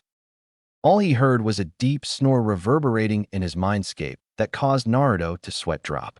How the hell was Kurama asleep? He was awake just 10 minutes ago. It's impossible to fall asleep that quickly when all you do is laze around and not even get tired. He decided to leave the snoring fox alone and explore by himself. He found out that the room he slept the previous night in was his parents' room. Surprisingly, he found out that it was a little easier to not cry now.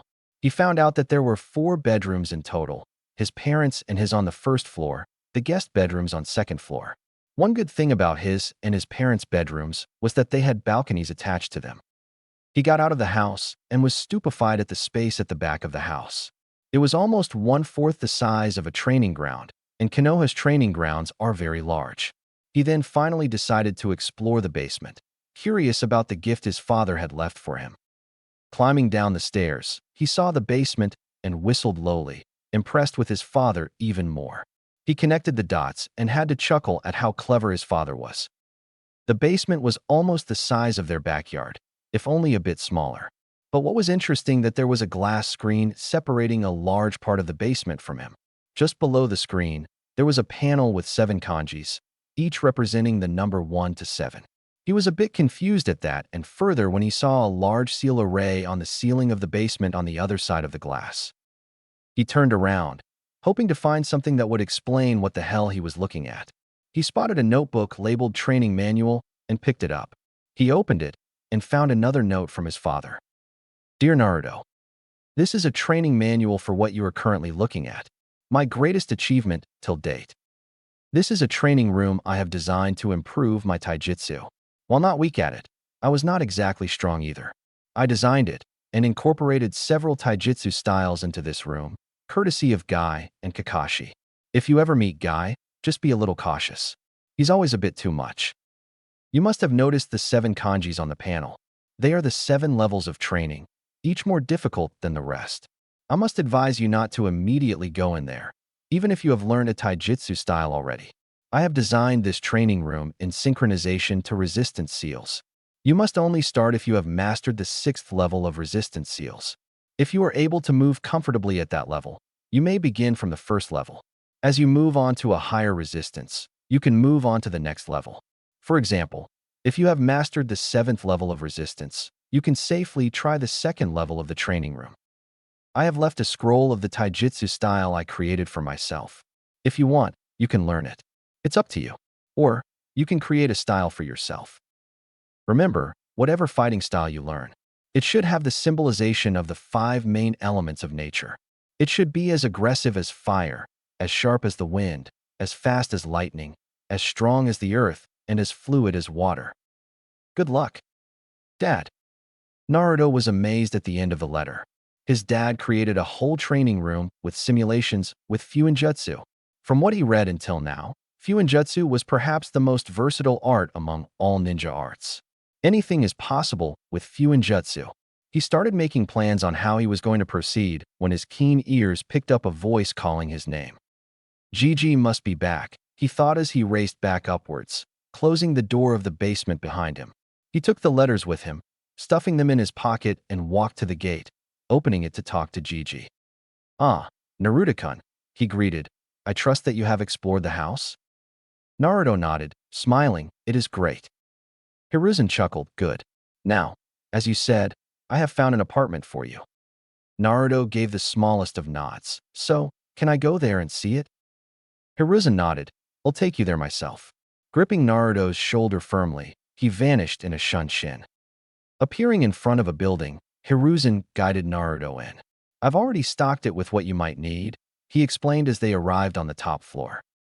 Stopping in front of a door, Hiruzen pushed the door open and let himself and Naruto in. The first thought that Naruto had upon seeing his apartment was that it was small, just big enough for him. The second was that it was perfect. The third was awe, seeing that it was stocked with a bed, a dining table, a kitchen with a stove and a refrigerator, and a bedroom with a bathroom and an attached balcony. The bedroom even had 2 racks for clothes and other belongings. Hiruzen gave a small smile, seeing how Naruto was awed like any other child whenever something new was given to them. "You can stay here until you get married. After that, you can move into your parents' home," he said. He waited on the sofa for Naruto to finish exploring the apartment, which was not long enough. He stood up when Naruto walked into the living room. "So, how is it?" He was totally unprepared for Naruto to come bowling over to him, wrapping his arms around him in a hug that sent all the air out of his lungs. Only bracing himself at the last second caused him to prevent falling over backwards. Instead, he wrapped his arms around the boy in a bear hug. Naruto separated first, unshed tears in his eyes. "It's perfect, Gigi. Thank you so much." Hiruzen smiled, relieved that Naruto liked it. "Now, before I leave, here is your monthly stipend," he said, handing over a wad of notes. "This is 12,000 yen. Spend it wisely.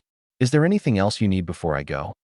Naruto thought for a minute and said, his face the epitome of seriousness, "A cooking book would be nice." Roaming the streets in the evening, Naruto thought back to the afternoon's conversation. The old man had almost face-faulted at Naruto's request. When asked why he would want a cooking book, Naruto responded with his signature, making him feel stupid with just a look. He made the Hokage sweat for a minute before answering that he wanted to learn cooking because he did not want to waste his money eating outside, where he would be outrageously overpriced. That brought him to his main problem. Although Gigi had stocked his fridge with all the healthy food, it would eventually be finished, and he would have to buy more, which meant he would be overpriced for every item he bought. He sighed, shaking his head at the villager's stupidity. Really, just because Kurama lived inside him did not mean that he was Kurama. Just like when you put sweets in a box and close it, the box does not become the sweet itself. And quite frankly, Kurama felt insulted because Naruto was called a demon instead of him. "I am the only demon here, damn it," he always said. That, in turn, reminded him of another matter.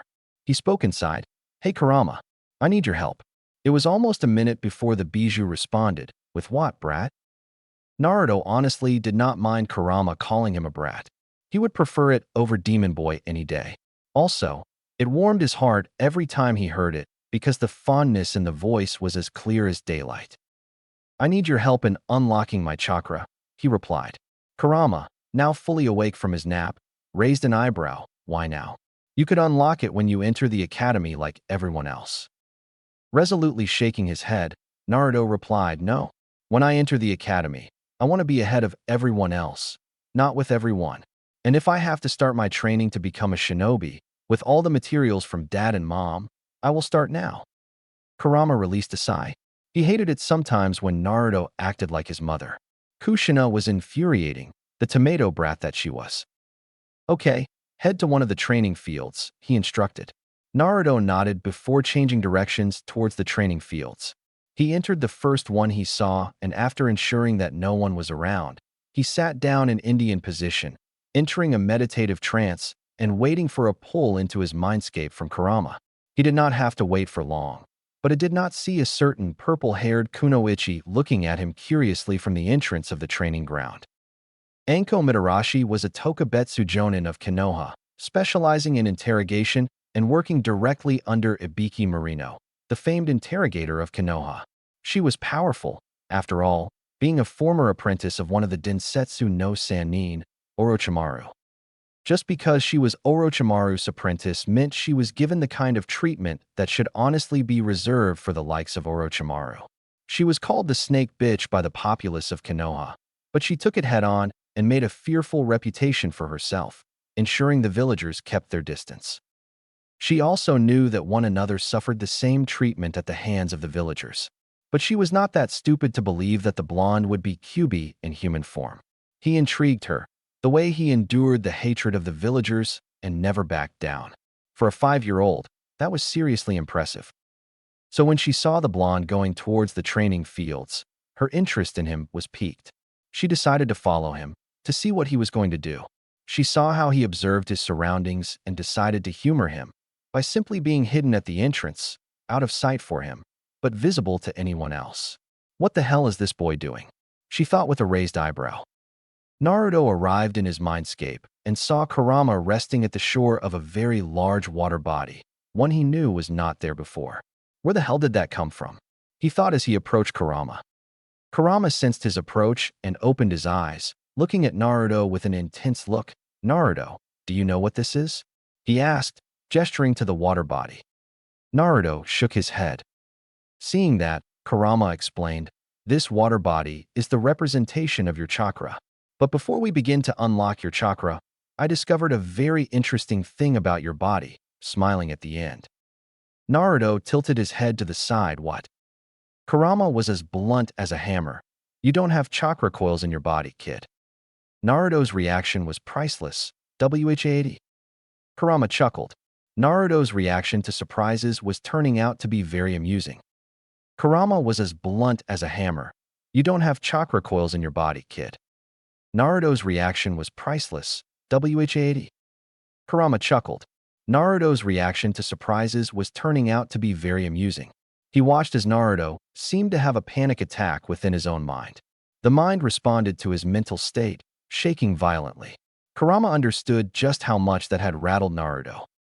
Calm down, Naruto. I wasn't finished, he shouted. Seeing how Naruto was showing no signs of calming down, Kurama let loose a small bit of his killing intent, enough to make a jonin sweat. Naruto, however, was totally inexperienced in experiencing killing intents. Therefore, his reaction was entirely predictable to Kurama. Naruto instantly froze in his place, all thoughts of Kurama's news fleeing his mind as he registered the new feeling. The mindscape stopped shaking as Naruto slowly turned towards Kurama. Voice shaking, he asked Kurama, what was that? Kurama stared Naruto in the eye, indicating he was serious. That was killing intent, usually used by shinobis to intimidate each other. Whoever has the higher killing intent is able to make the other suffer illusions of death, if the killing intent is potent enough. I'm surprised, though, that you managed to stay conscious, he said with a raised eyebrow. Naruto was taking deep breaths during Kurama's explanation, trying to calm down. By the end of the explanation, he was almost back to his normal self. Scowling a bit, he asked, and you thought that was the best way to calm someone who is having a panic attack? Shrugging a bit, Kurama defended himself. You have to start someday. Also, that was only a little of my killing intent. You have yet to experience my full killing intent, he finished, grinning maliciously in the end. Naruto, for his credit, showed no reaction and kept his face neutral. He would deal with this some other day. For now, he had to focus on his chakra problem. Clearing his throat, he asked, what were you saying about my chakra coils before? Kurama sat up, towering over Naruto, who had to look up towards him. As I said, there are no chakra coils in your body. But that doesn't mean that it's a bad thing. At least, not yet. You have to first unlock your chakra so I can see if this is a problem or not. Naruto nodded, now fully in control of his emotions. He then gestured towards the lake. What is that? I don't remember seeing it yesterday when I changed my mindscape. Kurama nodded at him. You would be right. However, do you remember your question to me concerning trauma and your mindscape? Naruto tilted his head, his eyes agreeing to Kurama's question. Kurama said, well, that theory applies to this lake as well. You may change your mindscape to anything, but there will always be a representation of what is already there, within your mind and body. Gesturing to the lake, he explained, there are two things of importance that you need to know about this lake. Obviously, this represents your chakra, but there are some other things as well. The size of this lake represents the size of your reserves. I have minor difficulty in seeing the end of this lake, which means your reserves are impressively large for your age. The depth of this lake represents the density of your chakra. The deeper it is, the denser and more powerful your chakra is. Naruto was listening intently to Kurama. He had to admit, he couldn't see the other side of the lake, which meant that his reserves would have to be very large. The question that now remained was how deep the lake was. As if reading his mind, see what I did there? Kurama nodded knowingly. You have to dive inside the lake to find out how deep it is. Before you do that, touch the water and tell me what you feel. Naruto frowned in confusion at the odd request, but nodded. He touched the water and instantly his frown deepened, as if he didn't like the feeling. Kurama turned his head towards him, asking, what do you feel, Naruto? Naruto removed his hand from the lake, saying, like it's incomplete. Something else should be there, but it's not. Kurama nodded his head in agreement. Okay, that missing thing is your chakra. Once you unlock your chakra, that feeling will be gone. Now, get into the lake and unlock it. He almost ordered Naruto.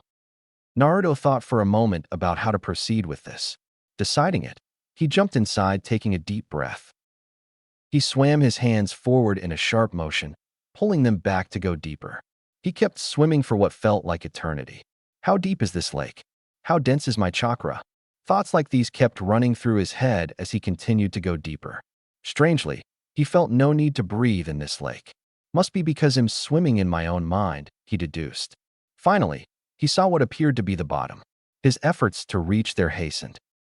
As soon as his hands touched the floor of the lake, he instinctively knew that his chakra was just beneath him. The floor of the lake was acting as a barrier between him and his chakra. He just needed a way to break the barrier so he could access his chakra. He decided to dump logic for this situation and force his way like a brute. An idea that would probably not work, but worth trying. Considering that this was his body and mind, the barrier would be only strong enough so he could break it with enough effort. He pulled his hand back and punched it ground as hard as he could. He repeated this for 19 times. On the 20th time, a small crack appeared on the floor. Naruto noticed the crack and grinned in satisfaction. About time you cracked, he thought. Redoubling his efforts, he saw that with every punch, the crack widened. At last, the crack was big enough that he knew it would break in one last punch. Pulling back his fist, he brought it back down with all the force he could muster. As soon as his fist connected, the ground shattered from beneath him, and he was assaulted by absolute euphoria. He felt complete now, the earlier feeling of something missing now completely gone. But the force with which the chakra was released was so great that he was forced out of the lake in just a few moments, contrary to the time he took to reaching the bottom. The last thing he heard from Kurama before being forced out of his awake was, damn, I haven't felt chakra this dense and powerful since the tree hugger himself. But the midnight blue is unusual. Anko was watching the blonde for almost 20 minutes now. Just what is he hoping to accomplish? She thought. She was getting impatient now. Just as she was about to turn and leave, she felt it. It was impossible to ignore, given how powerful the presence was. She wheeled around, eyes wide, staring at Naruto. He couldn't possibly be. Naruto's eyes opened a second before midnight blue chakra exploded from him. It was so dense and powerful that the ground around him cracked violently. Wind was blowing all around very fast by the sheer force of his chakra. Naruto lifted his hands in front of him, seeing the beautiful midnight blue color of his chakra flowing from his body. It almost seemed to be sparkling. The feeling was so exhilarating that he almost missed Kurama's voice. Naruto, you are letting out too much chakra. Stop right now. Naruto, fortunately, noticed the urgency in Kurama's voice and immediately thought about reining it in. To his surprise, the chakra stopped exploding from him almost instantly. Unfortunately, he had already expelled too much of it. The sudden coming down from a high like that caused him to fall unconscious on his back. Anko, who had watched the whole spectacle, was looking at Naruto with eyes wide as dinner plates. Was that Kyuubi's chakra that exploded from him? No, the Kyuubi's chakra is orange. The chakra that exploded from him was blue. An unusual, darker shade, but blue nonetheless, which means that the chakra was his. She thought incredulously. Her one hand was now on her mouth. The amount that he was letting out can easily rival the Sandame's. But how did he unlock it, and that too so early? All kinds of questions were flashing through her mind, but seeing the kid fall unconscious on his back, she rushed to him, checking to see if he was all right. A sigh of relief escaped her when she saw that he had just collapsed from mild chakra exhaustion. He must be only 5 to 6 years old. Unlocking chakra at such a young age is unheard of. Most children unlock it after spending a year at the academy, and this kid does it before even entering the academy. She thought incredulously. It suddenly occurred to her that a blast of chakra like that would have attracted attention of almost all the shinobi in the village. Shinobi training kicking in, she picked the kid up and vanished in a shunshin to the Hokage's office. The Hokage sat in his chair, eyes glaring at the giant pile of paperwork that seems to materialize out of nowhere, and just as he finishes the previous file. He was ridiculously irritated at how it so innocently sat in front of him. This is ridiculous. This blasted paperwork has to be a force of nature. There is no end to it at all. It is always mocking me. To anyone else watching it, including the ENBU guards in the room, it seemed hilarious how the Hokage was locked in a glaring contest with paperwork of all things. But the captain of the ENBU group could relate to his boss, having to deal with something similar after every mission they do. Hiruzen finally lost his patience after staring at it for almost 15 minutes. So infuriated was the old Kage that he positioned his hands into a tiger seal and took a deep breath, intent on burning the paperwork away. He was 1 second from setting the paperwork on fire when he sensed it. The powerful burst of chakra, so powerful that he was sure almost every shinobi in the village felt it, censor or not. What was that? I didn't know any shinobi of mine was capable of releasing chakra at his scale.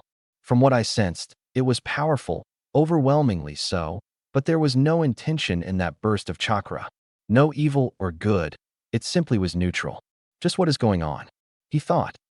He decided that any shinobi who might be near the burst of chakra would respond and report to him shortly. With that, he turned his attention back onto the table and put his hands on it, closing his eyes. 5 minutes later, his door was knocked. He answered, "Come in." The door opened to show his secretary, Ikumi, a middle-aged woman, gesturing towards a purple-haired kunoichi, carrying a familiar child with blonde hair in her arms. "Naruto, what happened to you now?" He thought in worry as he quickly gestured her inside. Anko gently laid Naruto on the couch in the office and then turned to face the Hokage. His eyes were hardened, having the look of a true, legendary shinobi instead of the man who was reduced to doing paperwork. His voice had an edge of steel. "What happened, Anko?" Anko was not nervous at all, as she had done no wrong. "Hokage-sama, I was just passing by the training fields when I saw Naruto Uzumaki sitting in the middle of a training field in a meditating position. I was curious, so I hid from his sight and observed for anything that would happen. 20 minutes passed, and I was about to leave when I saw the most extraordinary thing, Hokage-sama." Hiruzen raised an eyebrow. A burst of powerful chakra, and Anko comes to him with an unconscious Naruto? There seemed to be a link here. "What did you witness, Anko?" "A burst of chakra so powerful that I haven't felt anything like it before, Hokage-sama." The ground around him seemed to crack just by the force of his chakra. Hiruzen's eyebrows went upwards in a disbelieving motion. "You mean to say that Naruto here," he gestured to the boy on the couch, "unlocked his chakra, and the burst of chakra from before was his chakra?" "Hi, Hokage-sama." Anko nodded in agreement. Hiruzen sat back in his chair, finding it quite hard to believe what Anko had told him. However, Anko had no reason to lie to him. Still, how was this possible? "Anko," he said to the kunoichi, "stay here right now until he wakes up. I believe we should hear this right from the source," he said, looking at Naruto. Naruto was lying on his back in his mindscape, staring at the sky. Kurama was right beside him, head rested on his hands, looking content. Naruto sat up, eyes blinking around in confusion. What happened? Kurama replied in a bored tone, you fell unconscious. It's as simple as that. Naruto, eyes widened in realization. I unlocked my chakra. So what does that mean for my body, Kurama?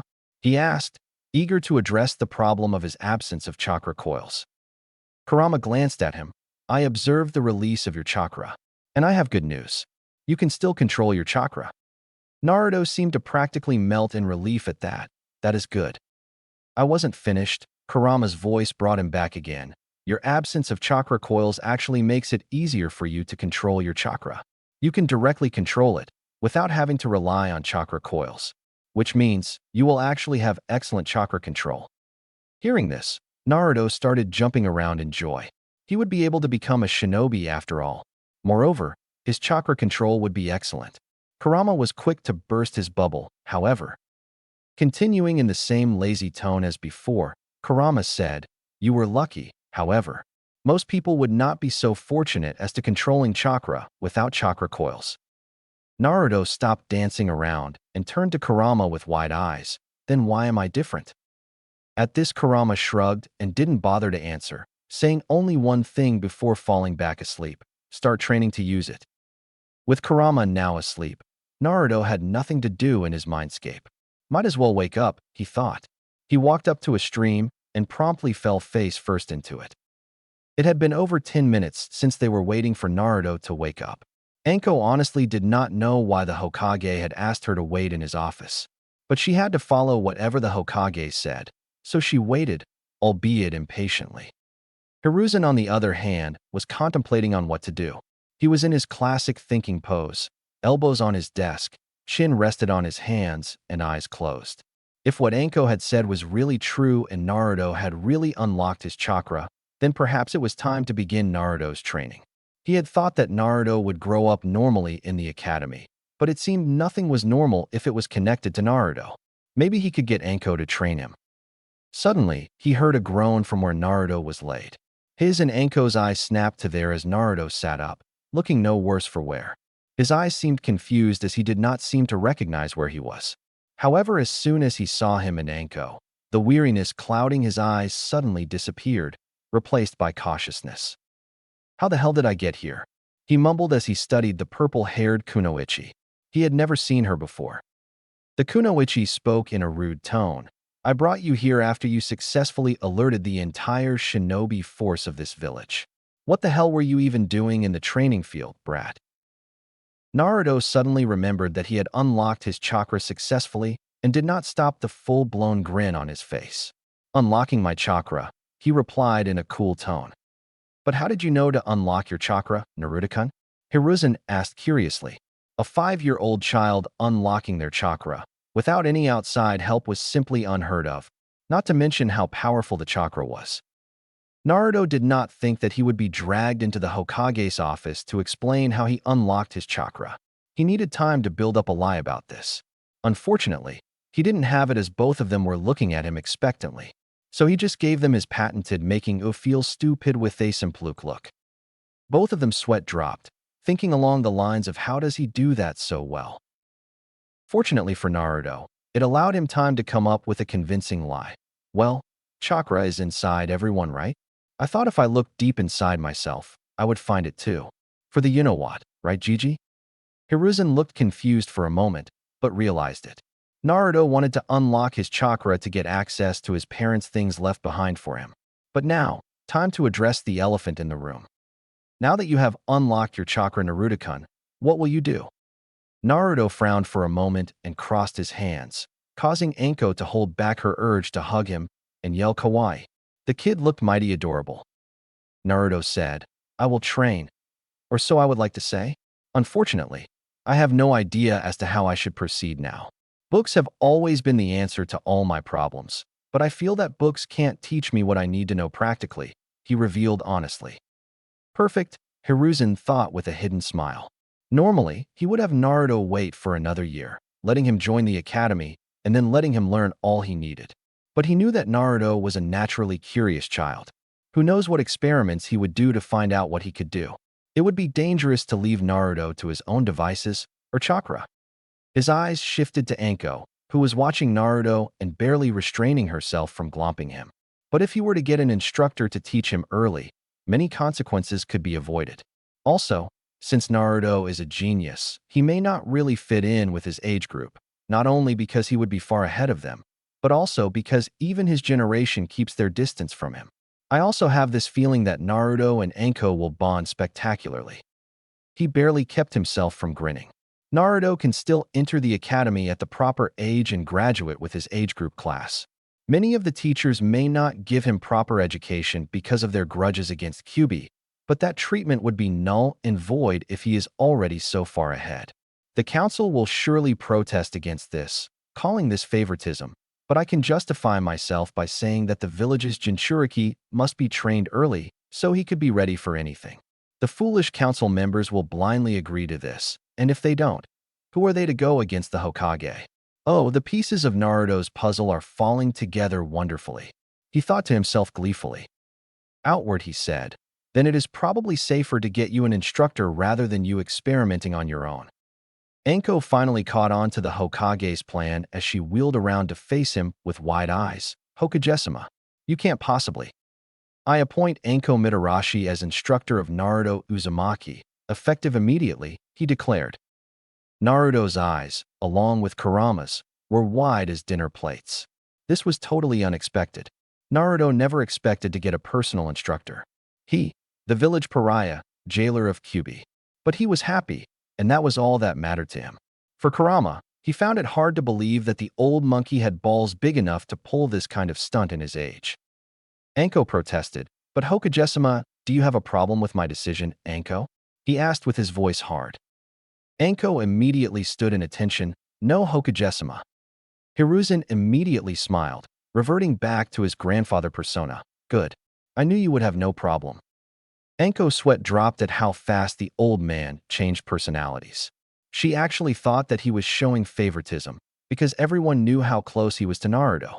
But she also saw how special Naruto was. But she was not cut out to be an instructor, rather she didn't want to. She was more suited out in the field. Turning to Naruto, he said, Naruto, you can go back to your apartment. Anko and I have something to discuss. Also, report to the training field behind this tower, tomorrow morning, at 6 a.m. sharp. Naruto nodded and immediately left through the window. Turning his attention back to the special Jonin, he said, Anko, you have to understand that this is necessary. Naruto will face many difficulties in the future, and I fear that by the time everyone acknowledges him and comes to support him, it will be too late. Also, give him a chance. He will surprise you, he said with utmost seriousness. Anko was hesitant but nodded. Truthfully, she did not want to do this, but had to anyway. The fact Hokage told the brat and her to report to the Hokage training fields was a surprise since they were exclusively reserved for the Hokage. She headed back to her apartment, thinking about how she should go about this. Naruto sat eating his dinner on his dining table. The cooking book the Hokage had provided was invaluable, allowing him to cook food for himself. He made sure to follow the instructions in the book word for word, and the results were raw eating. I might have some natural aptitude for cooking, otherwise I would have already blown the kitchen up, he mused. He was eternally grateful for what the old man had done for him. Now that he thought about it, he figured that when he entered the academy 2 years later, some instructors would be prone to discriminate with him. Perhaps this was the way of old man looking out for him in his shinobi life, he thought. He finished the dinner and washed the plates. After that, he proceeded to his bedroom and laid down on his bed, closing his eyes. Tomorrow will be interesting indeed. Naruto's eyes opened as soon as the alarm he had set rang.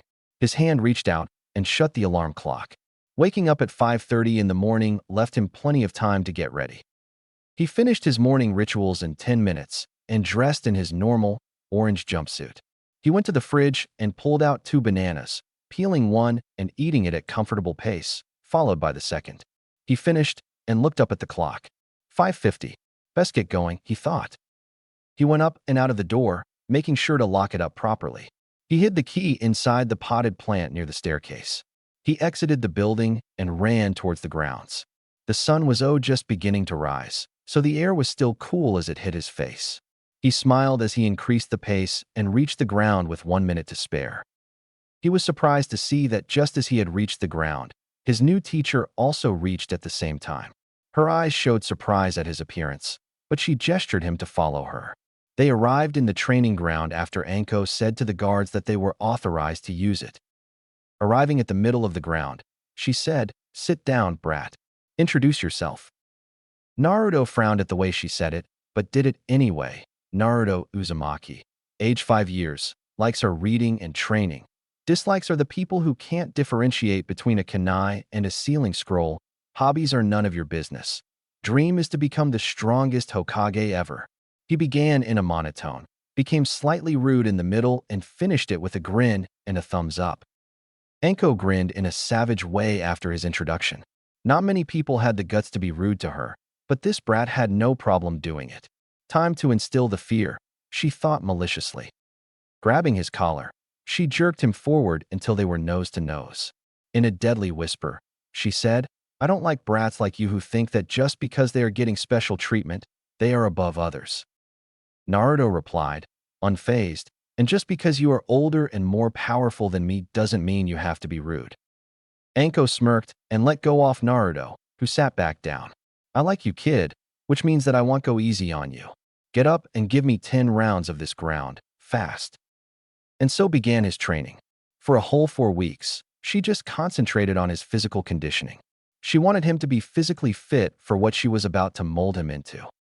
She was surprised at how obediently Naruto followed her commands. Whatever she told him to do, he did it without question. She ran him into the ground every day. So exhausted he was that as soon as she announced that the training for the day was over, he would collapse onto the ground, unable to move. She always carried him back to his home and laid him in his bed. She also left him a bento every time, knowing he didn't have the energy to cook. Kurama always woke him up to eat. Naruto thanked her profusely every time, but she always waved him away, saying it was the duty of a sensei to care for the student. She didn't want him to know that she was growing fond of him. That would be embarrassing. Another good thing that both Naruto and Anko didn't know was that every time Naruto came back exhausted, Kurama always healed him up with his chakra. The good thing about this was that after every session, Naruto's muscles would be stronger than before, requiring much more to get exhausted. Today is the day he would learn to control chakra, and he was excited as hell. After his usual 15 rounds of the ground, Anko increased them. Anko decided he was satisfactorily warmed up and began explaining chakra control. "All right, kid, the first step to controlling chakra is to take a leaf and use your chakra to stick it to your forehead like this," she said, demonstrating the exercise.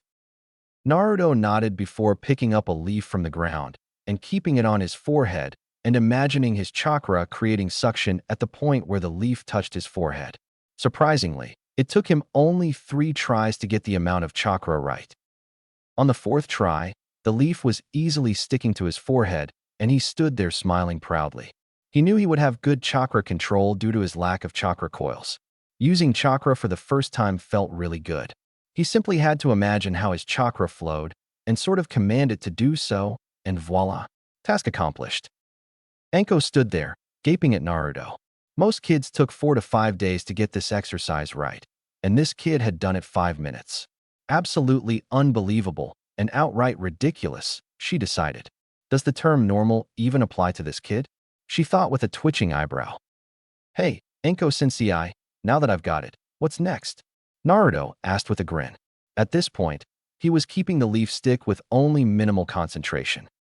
Anko grinned, a grin that Naruto never liked. It always meant his doom. "Now," she said, taking out shuriken, "keep that leaf stuck and dodge these." With that, she threw the shuriken at him. It was only his danger sense that saved him from skewered. This continued for almost 15 minutes, and at the end of those, Naruto was heavily panting. "She looked like she almost wanted to kill me," he thought, drawing deep breaths. Anko looked proud. "Well done, Naruto. You successfully dodged the shuriken and kept the leaf stuck to your forehead. Take a 5-minute break." Not many. No, scratch that. No one managed that on their first try. It was starting to look like that this kid was born to be a shinobi. She contemplated if she should teach Naruto the tree walking exercise next. A relatively difficult exercise, a genin level in fact. But Naruto wasn't even in the academy. Still, Doesn't hurt to try, right? After the 5-minute break was over, she called Naruto and they both walked towards a tree. Your next exercise would be to climb this tree with only your feet, she said. Naruto gave her a quizzical look. Isn't that kind of impossible, sensei? Anko rolled her eyes and lightly bonked him at the back of his head with the aid of chakra. Honestly, where does your intelligence go sometimes? Out of your head. Naruto rubbed the back of his head and laughed sheepishly. Anko then demonstrated the exercise. This is kind of similar to the leaf sticking exercise, except you are sticking yourself to a tree instead of sticking a leaf to you. If you use too little chakra, your foot won't stick. You use too much chakra, you get blasted off the tree. Begin. You can use a running start if you want. That would be absolutely pointless unless you have the amount of chakra in your leg right, thought Naruto as he walked to the tree and put his right foot on the bark, regulating the amount of chakra required to stick.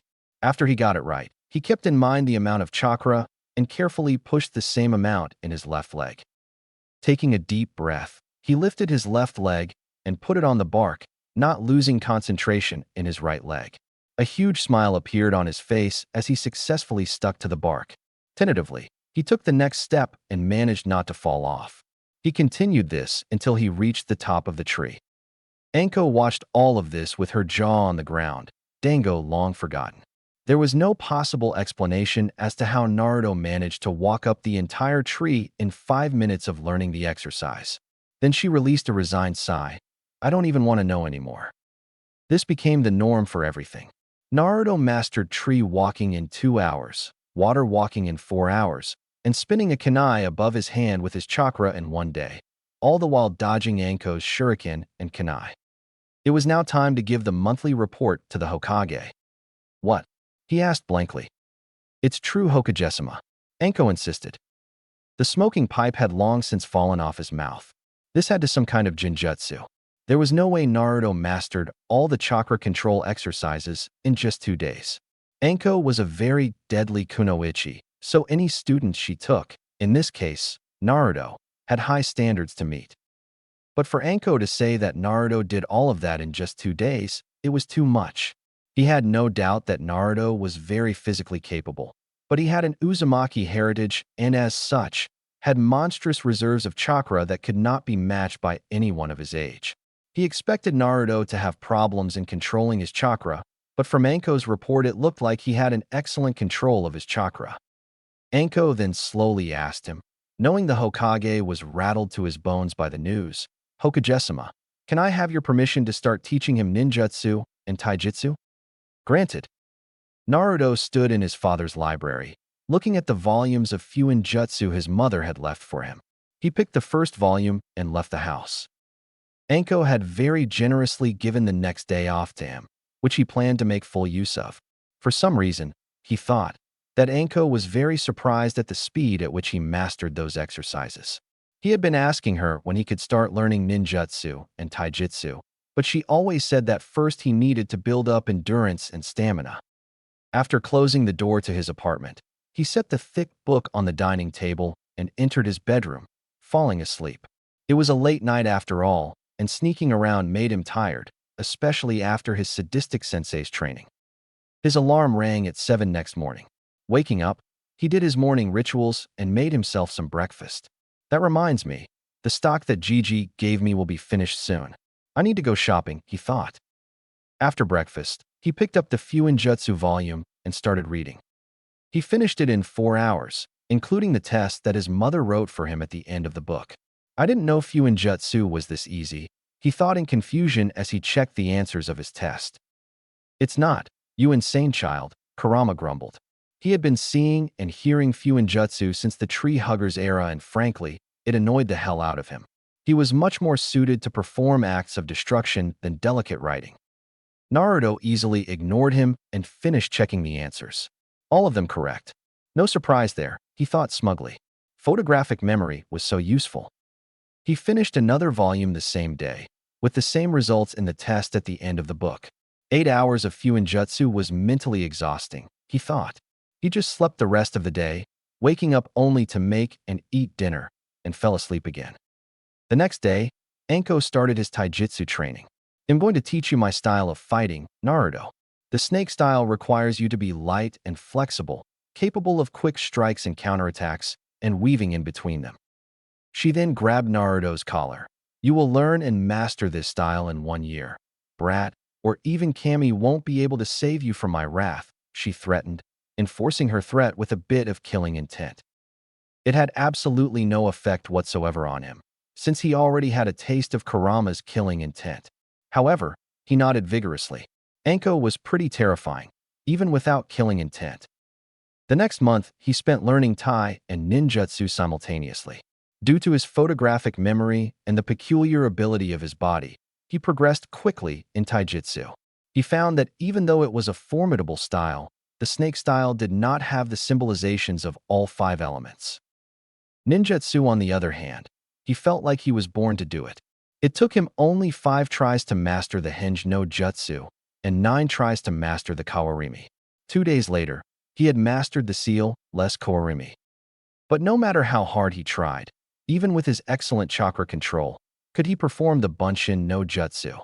Eventually, Anko got so fed up that they took the matter to the Hokage, who suggested that the Kage Bunshin no Jutsu would be more suited for Naruto. Considering how large his chakra reserves were, it would be impossible for him to squeeze a drop of it that was required to perform the Bunshin. It took 2 hours for Naruto to learn the Kage Bunshin, and when he did learn it, Anko and Hiruzen, who had come to supervise the teaching of the Kenjutsu, were dumbstruck at the amount of clones Naruto could make. 100 clones at Naruto's age stupefied the Hokage so much that it took him almost 15 minutes to snap out of his shock. Naruto soon discovered a very interesting aspect of the Kage Bunshin. He could remember everything what his clones saw or heard, and he had no qualms abusing the shadow clones after that. He would make a shadow clone study Fuinjutsu while he trained with Anko. In 8 days, all the volumes of Fuinjutsu were finished. He had even learned how to print seals onto surfaces with his chakra. Now, technically, that would make him a seal master, but his mother had written him a note that even after finishing all the volumes, he would have to be tested by a certified seal master to be considered a seal master. He knew no one who was one, so he asked his Gigi if he could test him, but the old man had questions of his own. You're telling me that you finished all the volumes of Fuinjutsu your mother left you in just 10 days? His voice sounded unbelieving. Naruto nodded, his expression serious. Hiruzen let out a small, nervous chuckle. Forgive me if I find that hard to believe, Naruto-kun. Naruto shrugged.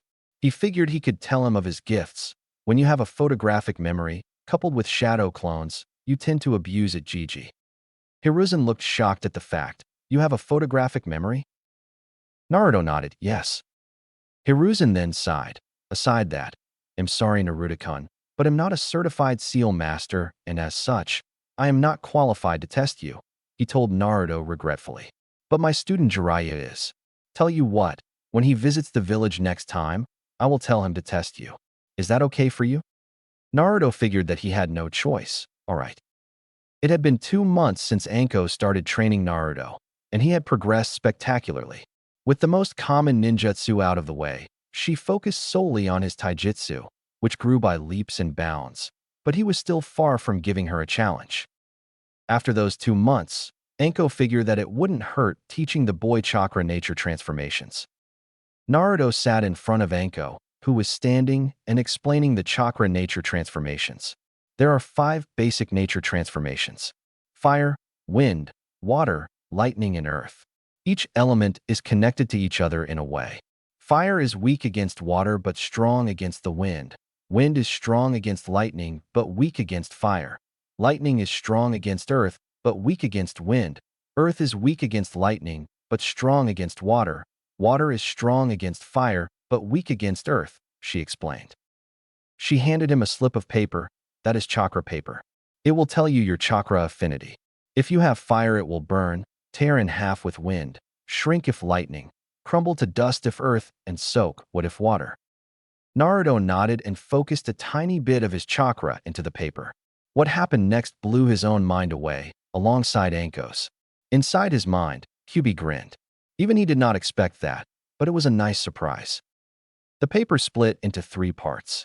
One soaked up very heavily, the second crumpled up into a ball, and the last one burned to ashes. Anko threw up her hands and walked away, muttering things about having early gray hairs and surprises. Naruto blinked for a second and then grinned. Awesome.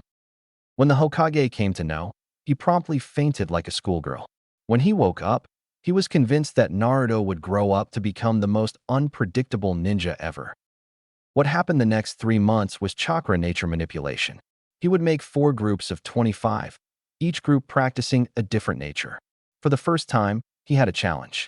Changing the nature of chakra was a lot more difficult than he thought. It took him 1 whole month to master only the first step for elemental manipulation for all 4 of his affinities. Cutting a leaf in half for wind, collecting water from the leaf for water, shrinking up the leaf for lightning, and burning the leaf to ashes for fire. The second and final step took him a whole 2 months. For wind, it was cutting a rock clean in half. For water, it was separating water from other liquids. For lightning, it was cracking a stone into pieces with lightning chakra. For fire, it was boiling water. Anko had left him to his own devices after he started his elemental training, but she checked on him every now and then. He always teased her on how she was acting like his mother, which always resulted in him having a bruised head. After those 3 months, however, he met his godfather. Flashback. He was practicing his taijutsu katas on the training field when he sensed a presence. He was slowly developing his sensory abilities with the help of Kurama. He turned around to see no one, but he now someone was standing just a few feet in front of him. "Who's there?" he asked. The air in front of him shimmered, and a man appeared. He wore a red sleeveless coat and pants, a green kimono underneath, and Geta sandals. He had long white hair and was very well built, standing well over 6 feet. "So you could sense me. Very impressive. Do you know who I am?" Naruto answered as if he wasn't even fazed. "Jiraiya of the Sannin." Jiraiya grinned. "Sensei told me that you mastered all 10 volumes of Fuinjutsu your mother left you in 10 days. I don't believe you," he said in a challenging tone. Inside, however, he was thinking, "Oh Minato, Kushina, if only you could see your son right now," he thought wistfully.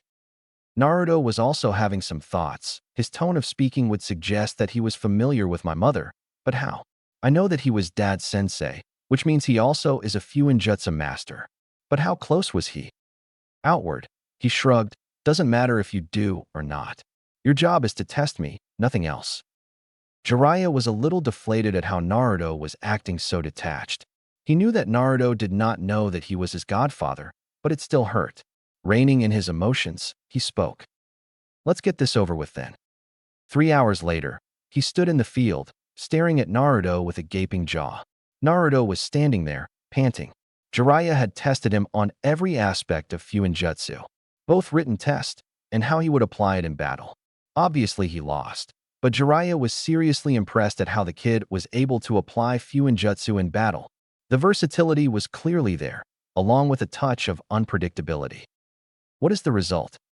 Both of them turned to the voice that had spoken. The Sandaime Hokage was standing there with a small smile on his face, as if he knew what the answer was. "He passes," Jiraiya replied, still in a daze.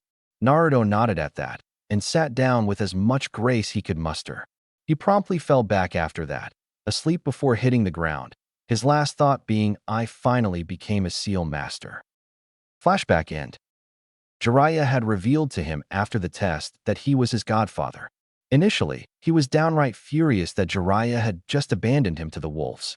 But after calming down and thinking it through, he realized that Jiraiya had duties outside the village walls, which is why he could not raise him. He did not forgive him, saying he will have to earn his forgiveness. Jiraiya looked relieved at that and promised to make it up to him. Before he knew it, 1 year had passed, and it was time for him to enter the academy. Walking along with his Gigi in the school corridors, he wondered if he would be able to make any friends. Stopping in front of a door, his Gigi opened the door, showing a Chunin instructor with a scar on his face and his hair shaped into a pineapple ponytail. "Hokage-sama, is anything wrong?" Hiruzen waved him away. "Nothing at all, Irika. I just came here to bring Naruto-kun. He will be starting from today." Irika looked at Naruto, and Naruto was instantly able to recognize the look. After all, he had received it many times. Looking into the class, he saw the same look on many of the students' faces. He sighed. It will be a long 6 years. A lone figure was standing on top of the gates of Konoha. He was tall for his age, standing at 5 feet. He was wearing a white and black, half-sleeves jacket with 2 orange stripes on the sleeves, connected to the ones going along his zip which stopped at his chest, his high collar standing up. There was a blue lightning symbol on his back, in the black stripe. He wore a full-sleeves black shirt underneath the jacket with 2 bands, one on his wrists and the other just beneath his elbows. He wore dark blue Yinbyu pants with orange stripes on the side, going all the way to the ankle. He wore simple blue shoes with white soles. Think of the pants like Sasuke's in Road to Ninja, but instead of sandals, it's shoes. On his right thigh, he wore a holster held with white tape and a standard shinobi pouch tucked in at the back of his pants, on the left side. His bright, spiky blonde hair was tied in a messy ponytail. He was Naruto Uzumaki, and today was the day of his graduation exam. As he stood on top of the gate, he reflected on what he had gone through in the 6 years of academy. Just a few days into the academy told him that he was going to receive the short end of every stick. Even though he had no need to learn the academy taijutsu style, he could tell that the stances taught to him were all wrong. But he gave no indication that he knew this. Theory lessons were roughly the same. The teachers taught the different concepts in the class, but never answered any of his doubts. Instead, they tried to sabotage his answers as much as they could. Not that they could do that. Being a genius had its perks. On the bright side, he made a lot of new friends. Friends that he could actually count on. Hinata Hyuga of the Hyuga clan was the first friend she made. He could tell she was an incredibly shy girl who had confidence issues, but a very warm person to befriend. She spoke in the language of stutters, which for some reason seemed to intensify around him.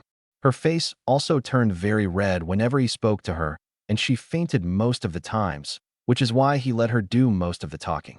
She became his friend after he saved her from bullies. Chuji Akimichi of the Akimichi clan was a chubby boy who always seemed to have some snack in his hand. Chuji had a very big heart once he got to know him through a shared lunch. He was a very caring person, very kind and strong. But he also suffered from lack of self-confidence. He was also very sensitive about his weight, angered very quickly if someone called him fat. Nonetheless, Naruto considered him a dear friend. Shikamaru Nara of the Nara clan was Chuji's best friend, because he was the first one to look past his weight and find who Chuji truly was. He was also incredibly lazy, his catchphrase being troublesome. Along with that, he was probably the most intelligent person Naruto had met. He didn't know Shikamaru's exact IQ, but he knew his lazy friend was high up in that department, even more so than Naruto. Shikamaru was a true genius at shogi, which is where his weakness also lied. He spent most of his time cloud gazing or playing shogi to sharpen something which was already sharp. He was the epitome of lazy. But Shikamaru and Chuji were Naruto's closest friends. They even took part in the occasional prank that Naruto played. They even enjoyed the punishments they got together after testing their teachers, Irika Yumano's patience. Every moment he spent with them, a strong desire to protect them pulsed in his heart. Kiba Inuzuka of the Inuzuka clan was more of an annoyance that grated on his nerves. He was short-tempered and impulsive, which did not help him at all. He was also headstrong, which was probably the reason he got very easily angered in his spars and made mistakes. He always carried his Ninken, Akamaru, with him at all times. Akamaru was a small puppy who fit in Kiba's jacket. He always responded to Kiba's nonsense and was always on his side. He held a one-sided rivalry with Naruto and Sasuke. Shino Aburame of the Aburame clan was a calm, collected, and a mysterious person, a stark contrast to Kiba's personality. He rarely smiled and gave almost no emotion away while speaking. He was always on the side of logic, always having some sort of explanation to his answers. It always drove Kiba nuts when Shino started to preach logic to him. Naruto made friends with him because Shino was also treated like an outcast because of his ability to control insects. Naruto could empathize with him. He sometimes sat with Shino just so he could enjoy the silence. Ino Yamanaka from the Yamanaka clan was a very loud, outspoken girl and a very devoted fangirl of Sasuke Uchiha. She was also very proud of her appearance, eating less so she could appear more attractive for her Sasuke-kun. She was a very kind-hearted person at heart, but that side of her was rarely seen by Naruto. She also loved gossip and had made her goal to ensure that nothing stayed secret from her. Not someone he trusted right now, but was sure he would later. Sakura Haruno was a civilian girl who was a rival of Ino's for Sasuke's attention. She was highly self-conscious about her large forehead, which she hid behind her pink bangs. She only had eyes for Sasuke and often tried to ask him out on dates. Of course, she was always denied. But she tried to immediately hit Naruto after every denial, believing it was his fault. Of course, Naruto never allowed her to hit him, but simply avoided her. There were times, though, when he suspected she had split personality disorder. He didn't trust her at all. These people were the only ones who were worth acknowledging. The rest of them simply treated him as the rest of the village did. But there was one person who was closest to Naruto's heart out of all of them. Iruka Yumino was his class instructor. He at first thought that Iruka was just like the others. But somewhere down the line, when Iruka scolded him for one of his pranks, he was surprised that he cared for him enough to scold him. He then started treating Naruto for who he was, instead of what he contained. He occasionally took Naruto to Ichiraku Ramen to eat his favorite dish, and was very kind to him. Naruto always felt that Iruka was perhaps the only person who he felt a familial relationship with aside from the Sandaime. Sasuke Uchiha was, in the simplest terms, a Class A douchebag. He always acted like he was the god's greatest gift to mankind. In short, Naruto was stupefied how arrogant Sasuke was. He always brooded in class, which somehow his fangirls perceived as cool. He had perhaps the strangest personalities Naruto had ever seen. A mixture of superiority and inferiority complex. Naruto hated how Sasuke was labeled a genius, when he really wasn't. Genius was what Naruto would call the Yondaime Hokage, the Nidaime Hokage, Kakashi Hitaki, and Itachi Uchiha. Not Sasuke. Sasuke always evaluated new people that he met. If they were weaker than him, he would arrogantly disregard them, feeling they would hold him back. If they were stronger, he would relentlessly try to surpass them, believing he should be their equal, if not stronger. This infuriated Naruto the most. He hated how Sasuke believed that he should have no equals. He knew how Sasuke's clan was massacred in a single night by the prodigy of the Uchiha clan, Itachi. No one knew why he had done it, but it had left Sasuke deeply scarred. Naruto tried to befriend him at first, thinking the lone boy could use a friend. Instead, he was rudely rejected and outright insulted. Sasuke had said that he had no wish to befriend the class clown, who was also the dead last.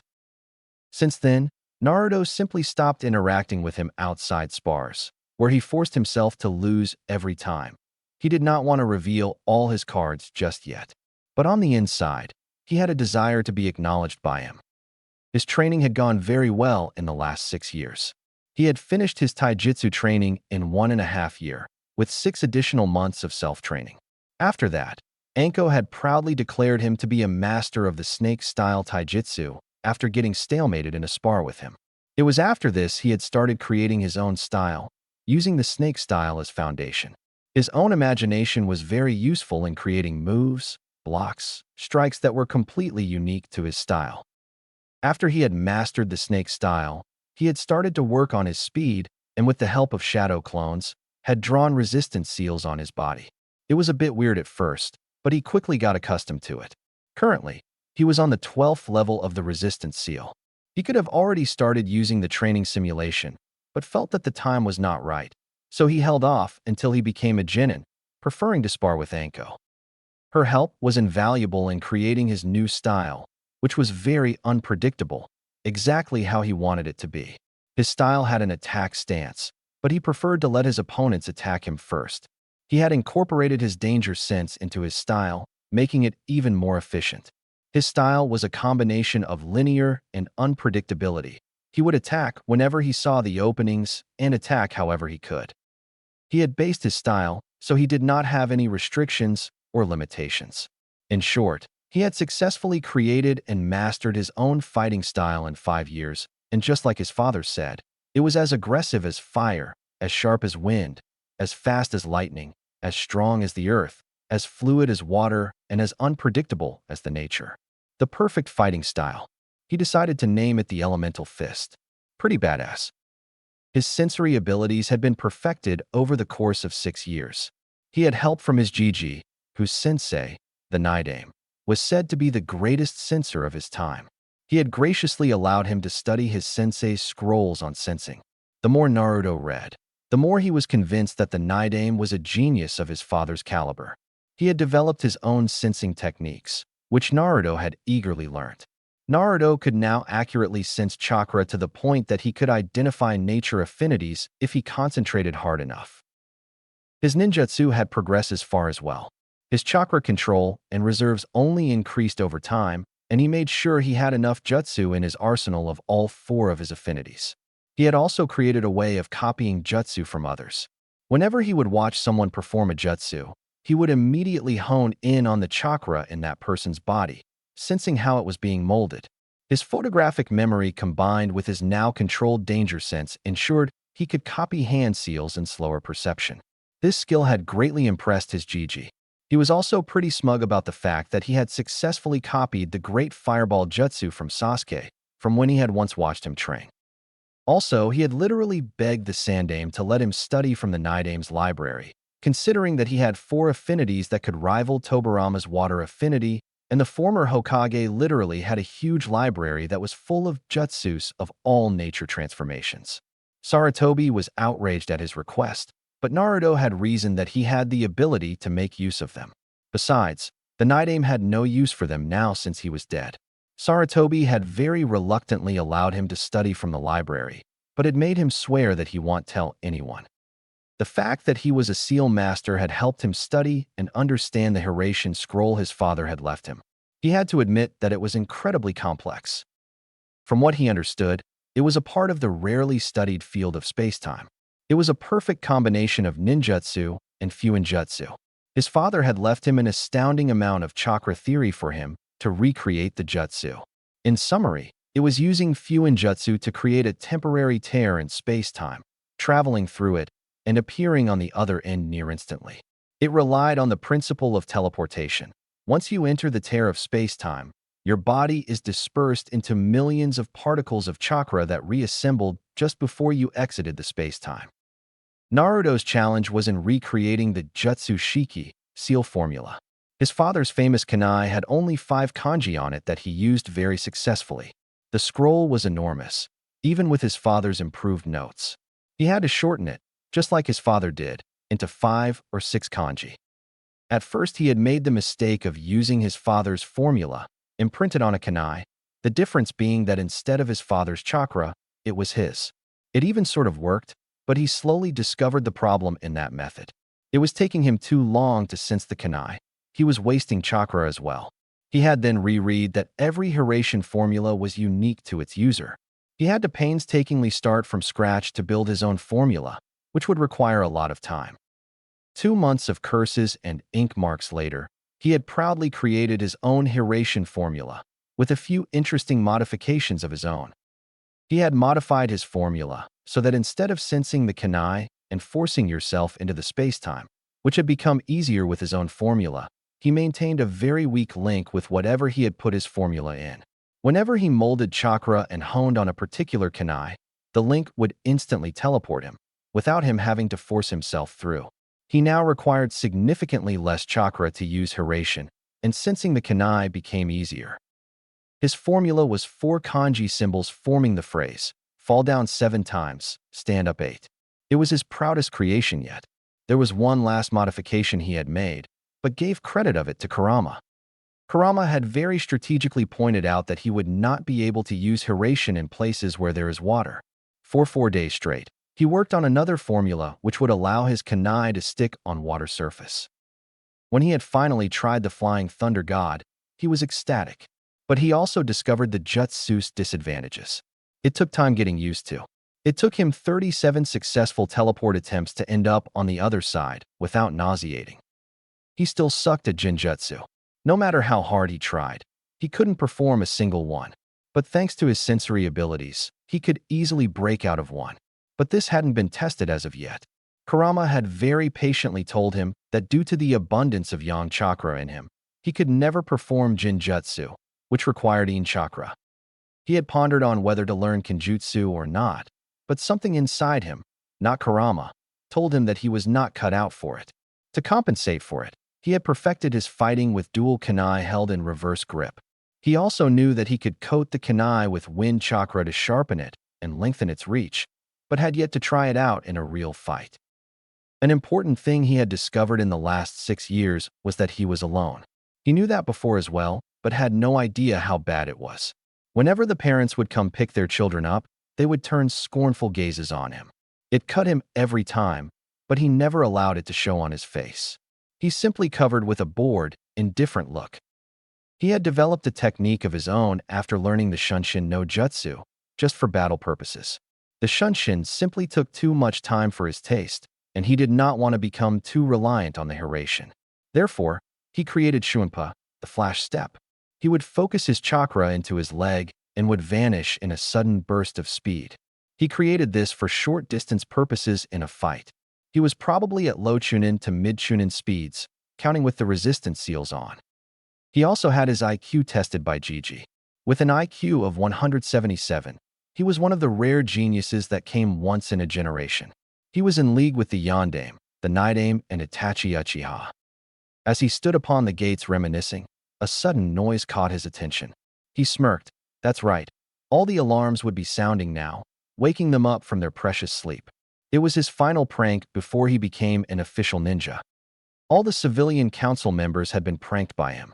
He had set off a timed-release stink bomb in each of the houses, courtesy of Fuinjutsu. He knew the blame would come onto him, but he had made sure nothing connected him to the crime. He also knew that the ANBU would be searching for him due to his prankster reputation. Normally, he would proudly take credit for his work, but since it was the important people this time, he made sure to have an alibi, which was the academy. He had specifically set them off just 5 minutes before the first bell rang, 10 minutes before which he was already in class usually.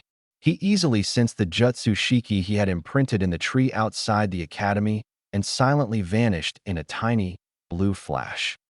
Appearing on the tree, he closed his eyes as if searching for something. The next moment, the air around him shimmered a little. Naruto then puffed into smoke, signifying that he had perfectly substituted with the shadow clone that was sitting inside the class. The class was as usual, very noisy and chaotic. Thankfully, his shadow clone was sitting on the last bench, which meant he did not draw unnecessary attention. As the memories of the clone came to him, he blinked and then scoffed at the stupidity of the people. Did they really think I would keep wearing that orange jumpsuit? The shadow clone had received stares from people in his change of clothes. Sakura had yelled at him to not act like he was cool, but he had ignored it easily, as was his habit. The clock struck 8, and Iruka Sensei entered the classroom followed by Mizuki Sensei. Naruto hated him. Mizuki always tried to fail Naruto in all the tests by casting Genjutsu on them, making them appear tougher. But Naruto paid no mind and continued writing the wrong answers to maintain his facade of dead last. He gave no indication that he knew of Mizuki's pathetic ways to fail him. Finally, the class settled down and Mizuki handed out the papers. As he gave it to Naruto, a very ugly sneer appeared on his face, kind of like a sick smile. Naruto looked at his paper and back to Mizuki, who seemed to be glowing with triumph. Naruto sent an "Are you kidding me?" look mixed in a deadpan stare.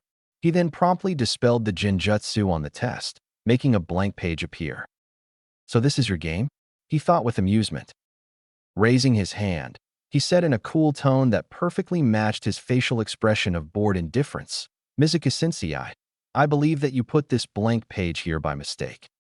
Mizuki's thunderous expression almost made him smirk, but he reined it in with experience. He came up to Naruto, a smile straining his face. "Thanks for pointing it out, Naruto. Good thing you spotted it, otherwise you would have failed," he said, placing the real test on his desk. Turning back, a furious expression came across his face. How did the demon spot the Genjutsu? He never could do it before. Usually when tests were conducted, Naruto would purposely answer, so he barely passed or failed. But today, he decided to let his intelligence shine through. He could hold back a little less today. He finished the paper with 20 minutes to spare, but kept the appearance of writing as to avoid suspicion. He could see that Sakura and Sasuke had also finished roughly at the same time. It was not surprising since Sakura was considered the class bookworm and Sasuke was quite intelligent. Everyone else finished at roughly at same time around. After collecting their papers, Iruka Sensei called out, Alright everyone, next section will be weapons. Proceed to the practice fields. Naruto waited in the crowd for his turn. Since it was alphabetical order, he was pretty much in the last. He watched as Sasuke's turn came and observed as Sasuke hit all the 10 bullseyes for kunai and shuriken, save for one. 9 bullseyes out of 10 was the highest score yet. Finally, it was his turn. He went in front of the crowd into the box where the shuriken were kept. He took 5 of them out and holding 3 in his left hand and 2 in his right, threw them all simultaneously. He watched as they all hit bullseye with boredom, as if he did this every day. He proceeded to do the same with kunai. The whole class was shocked and gaping at what they saw. Naruto Uzumaki, the class clown and dead last, had beaten Sasuke Uchiha's score very easily. The said Uchiha was frowning heavily, not liking that the dead last of the class had beaten his score, that too looking as if he was barely concentrating. Iruka was shocked as well. Naruto never displayed such skill before. Good job, Naruto. You have the highest score in the class, he complimented, before moving on to the next student, not noticing that Mizuki was barely keeping himself from strangling the blonde. The said blonde turned in his direction and gave a smirk, infuriating him even more. After the weapons part of the exams was over, Iruka called out, "Everyone, gather around for the taijutsu portion of this exam." Naruto frowned minutely at this. Every time they practiced taijutsu, he was always up against Sasuke, no doubt because Mizuki wanted to see him lose. This time would be no different. He was right. "Sasuke Uchiha and Naruto Uzumaki, please enter the ring," Mizuki announced almost gleefully. He was fully prepared to see Naruto beaten down, and if he was lucky, he could fail him. "Beat Bakunaruto, Sasuke-kun," Sakura screeched, causing many people to cover their ears. Ino supported her by shouting as well, "Show him you're the best, Sasuke-kun." Naruto could have sworn that he saw blood coming out of Akamaru's ears. Almost no one cheered for him, but his sensitive ears caught a soft-spoken voice saying, "Good luck, Naruto-kun." He smiled in thanks at Hinata, who fainted at his smile. He then turned his attention towards Sasuke, the same bored look from before back on his face. Sasuke stepped in with a serious frown, still feeling upset that the dobe of all people beat him. Naruto still had the infuriating look of bored indifference on his face, as if he barely considered Sasuke a challenge. Sasuke almost snarled, "That dobe is mocking me." "Hajime," Mizuki called out and jumped out of the ring. Sasuke slid into his clan's fighting style, the Interceptor Fist. Since it mainly relied on the Sharingan, he could not use it to his full potential. "But I don't need the Sharingan to beat dobe of all people," he thought smugly, but wasn't prepared for what came to him. Naruto was contemplating whether he should end this quickly or prolong it, just to see how angry he could get Sasuke. Nah, he'll end this quick, he thought. He would use every advantage he could get. It was his fighting style after all. He stood in a semi-ready stance, watching as Sasuke did not bother to enter his until the signal to begin was given. Got him, he thought with a mental smirk.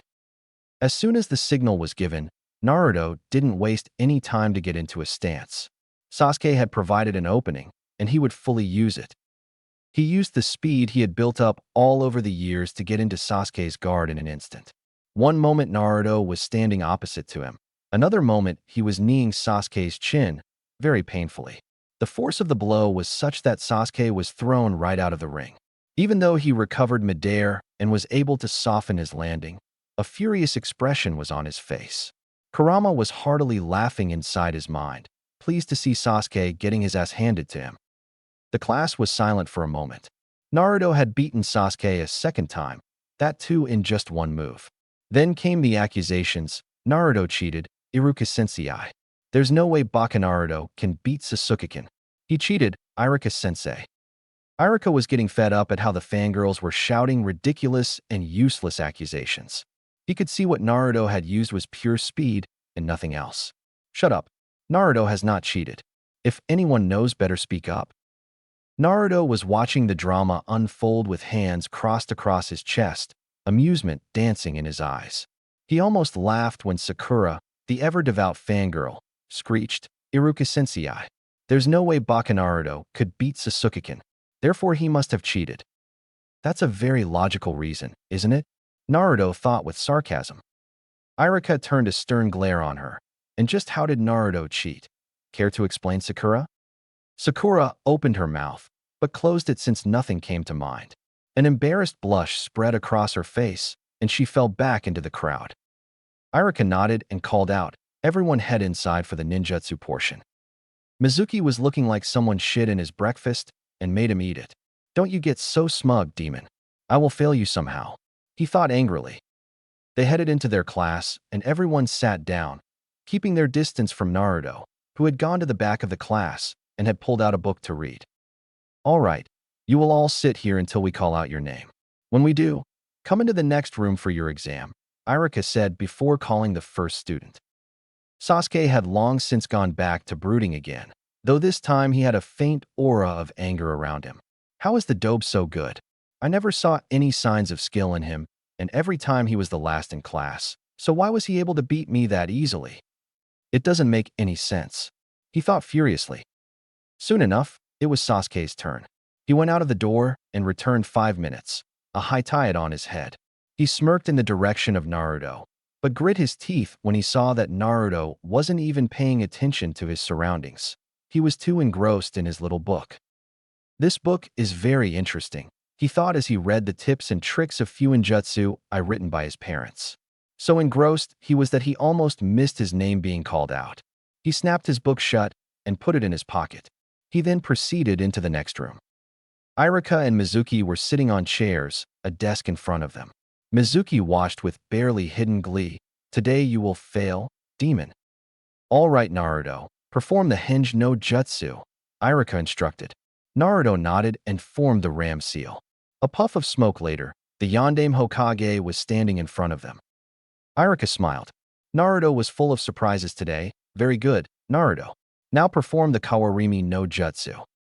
Naruto nodded, and a second later, Mizuki was sitting on the ground, wondering how he came there.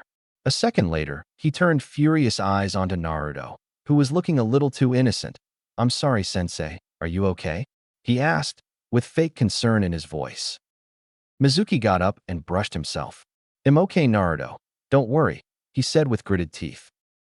Irika nodded approvingly. "Excellent, Naruto. You performed it without smoke and without seals too. You get extra points for that." He looked up from the paper and said, "Lastly, perform the Bunshin no Jutsu." There was some fear in his voice. Naruto could never perform it perfectly. But Naruto surprised them yet again. Holding up a half-ram seal, there was a puff of smoke and 3 Narutos were standing in front of him. Of course, they were actually Kage Bunshin, but they didn't need to know that. He was actually proud that he only needed a half-ram to execute Kage Bunshin, instead of the full seal. Mizuki watched helplessly as Irika declared Naruto passed, and told him to pick between black and blue. Naruto picked the blue high tie-it, and asked if Irika could tie it just beneath his left jacket sleeve. Walking out of the room, he saw that the class was giving him the same, gaping look again. Annoyance passed on his face. "What are you looking at?" Kiba pointed an accusing finger at him, a shocked look on his face. "You gotta high tie it." Naruto simply gave him a deadpan stare. Slowly clapping, he sarcastically drawled, "Well done, Kiba. You now have a firm grasp of the obvious." Snickers erupted in the classroom as Naruto made Kiba feel stupid with a single statement. Kiba prepared to pounce on Naruto when Irika entered the classroom. Everyone settled down. After everyone was seated, he said, "Those people who have passed will come tomorrow in the morning for team assignments. You can leave now." Naruto leisurely walked out of the academy, in no hurry. He had nothing else to do, so he sat down on the swing on the academy's tree. He sat there for a long time, thinking of what he will eat today. He sensed someone coming and hid his scowl. What does Mizuki want now? Mizuki came up behind Naruto. "Congratulations on passing, Naruto." He almost threw up in his mouth saying that. Naruto curtly replied, "Thanks." He said no more than that. He didn't need to. Mizuki approached him, so he will be the one to talk. "I was impressed on how you performed, Naruto, but you still don't have enough points to claim Rookie of the Year. I will offer you a special test, if you're interested in that title," he said. Naruto just looked at the man. What a fucking idiot, Kurama helpfully supplied. But Naruto wanted to see where this was going. "Really, Mizuki-sensei?" he hopefully asked. Mizuki smiled at how easily he fooled the demon. "Yeah?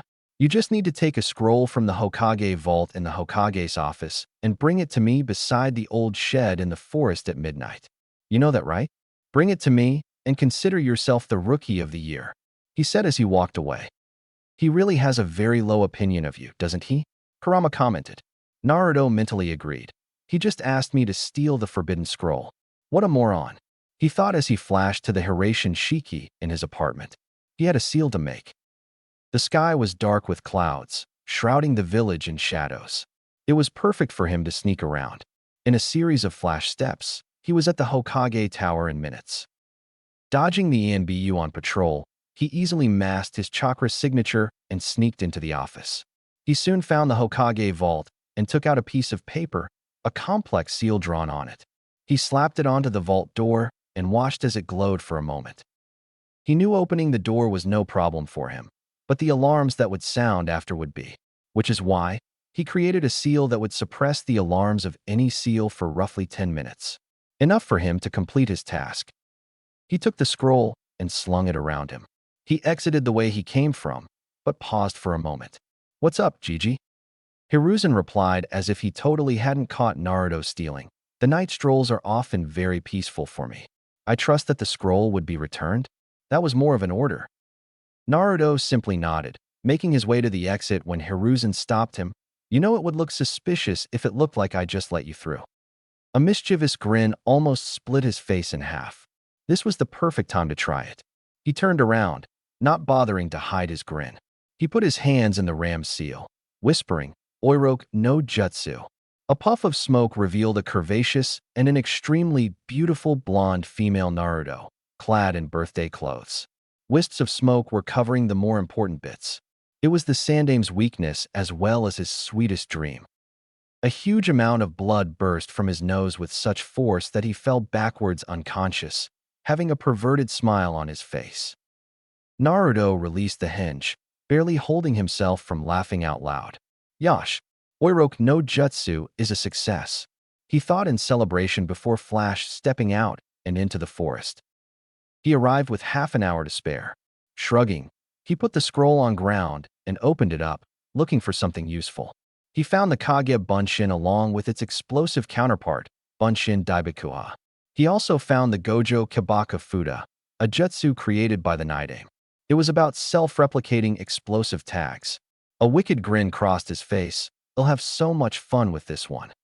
He also found a very interesting theory on how to change the color of your lightning. A thoughtful look crossed his face, and he mused, "It will be cool if I can do that. The blue of lightning hurts my eyes. Red lightning sounds much better." He always avoided Right-On because it was just too bright for his eyes. So for the next 2 hours, he relentlessly practiced changing the color of his lightning. It was tedious work, but he was able to do it without shadow clones. At the end of 2 hours, he lightly panted but washed in pride as red currents of lightning danced across his body. "I did it." Who? The theory was easy to understand, but not so much when implementing, he thought with relief. The red lightning was significantly better on the eyes and was less chakra-consuming, though he did not know why. Suddenly, he sensed a familiar chakra and smiled. "About time someone came looking for me." A few moments later, Iruka burst out of the bushes, looking around wildly. When he spotted Naruto innocently sitting on the ground with the forbidden scroll on his lap, he snapped. "Naruto," he began in a strained voice, "just what do you think you are doing?" He ended in a shout. Naruto, to his credit, wasn't rattled a bit. He just smiled widely and decided to out the traitor. "Well, Mizuki-sensei told me to bring this scroll for him here. So, I was just waiting for him, Iruka-sensei." A cold feeling washed over him at that. "Mizuki told you that?" "But." Explanations later, Iruka-sensei. "For now, be on your guard," Naruto calmly said as he stood up and slung the scroll over him, hands crossed over his chest, as if waiting for something. Iruka was about to grill him further when his instincts screamed at him to dodge. He leaped aside to dodge the hail of shuriken, but one struck his sleeve onto the shed, and another got buried in his thigh. Naruto lazily caught the kunai that was heading towards him between 2 of his fingers. A second later, Mizuki appeared before them, smiling smugly. "Well done, Naruto. Now hand over that scroll to me," he said. Naruto was about to speak when Iruka shouted, "Mizuki, why are you doing this?" Mizuki growled, "For power, you idiot. I want power, nothing else." Naruto handed over. "Right. Now. Don't do it, Naruto." Iruka shouted desperately as he struggled to free himself. Mizuki smiled sickly. "Do you know why everyone hates you, Naruto?" Naruto raised an eyebrow, curious to hear what the traitor had to say. "Oh, do tell." "Don't do it, Mizuki," Iruka shouted. This could not happen. It would absolutely break Naruto's spirit. "It's because you're the Kyuubi.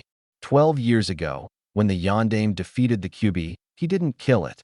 He sealed it into a baby, which happened to be you. You hold the killer who took thousands of lives that day, including Iruka's parents." He finished in a crazed tone.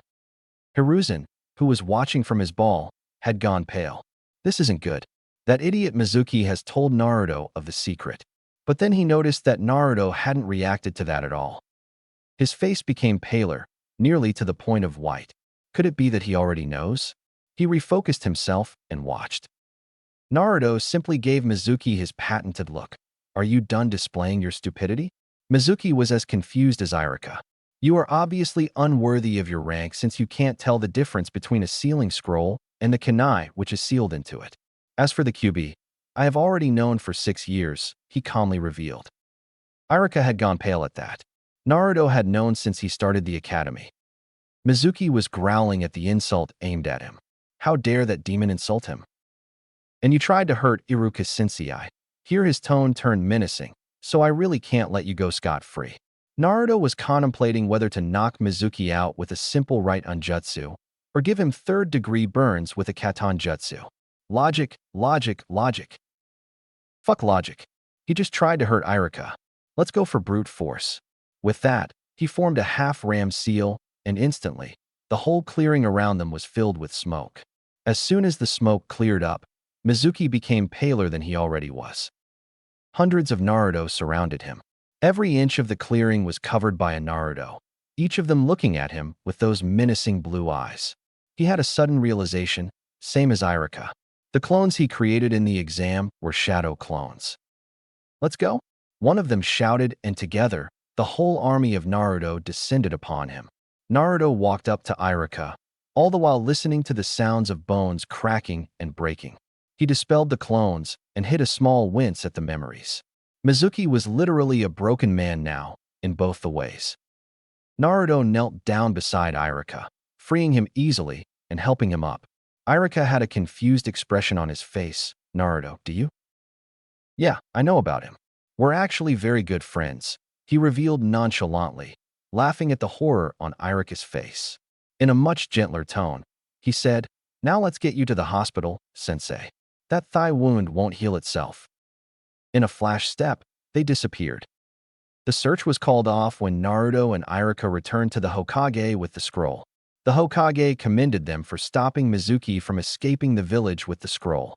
He also gave Naruto a brank mission pay, as well as a brank mission on his record.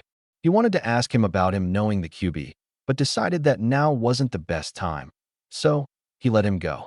Thanking his Gigi, he exited the tower and instantly flashed to the Hiratian formula in his apartment. He took off his clothes and fell onto the bed in his boxers. Pulling the covers on him, he smiled and closed his eyes. His shinobi life was off to a great start. Tomorrow will be interesting. Naruto had a hard time sleeping that night, but he could hardly be blamed. He was officially a ninja. On top of that, he would meet his new teammates tomorrow, but he had a bad feeling about that. He tried to ignore it, which was easier done than said. The feeling was easily buried beneath the excitement he was feeling. Over the years, his body had an internalized clock, which was very beneficial health-wise, but unfortunately did not allow him to sleep more than 7 hours, no matter how much he wanted to. At 5 in the morning, his eyes would snap open by themselves, his body having sufficiently rested itself and ready for the day, as was the case today.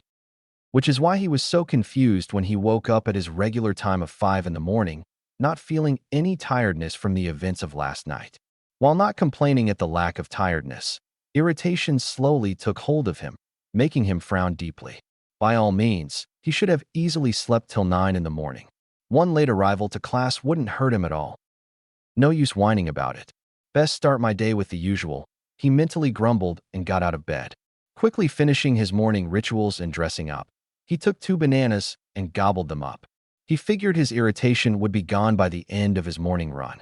Inside his mind, Kurama was trying to keep his sniggers from echoing in Naruto's mind. He had initially decided to let Naruto rest because of his late night, but his sense of mischief decided to manifest itself, and he changed his decision. He let a larger amount of his chakra than usual in Naruto's body, just enough so Naruto would wake up at his usual time instead of his natural 7 hours. Stepping outside, Naruto felt the slightly chilly air of the morning.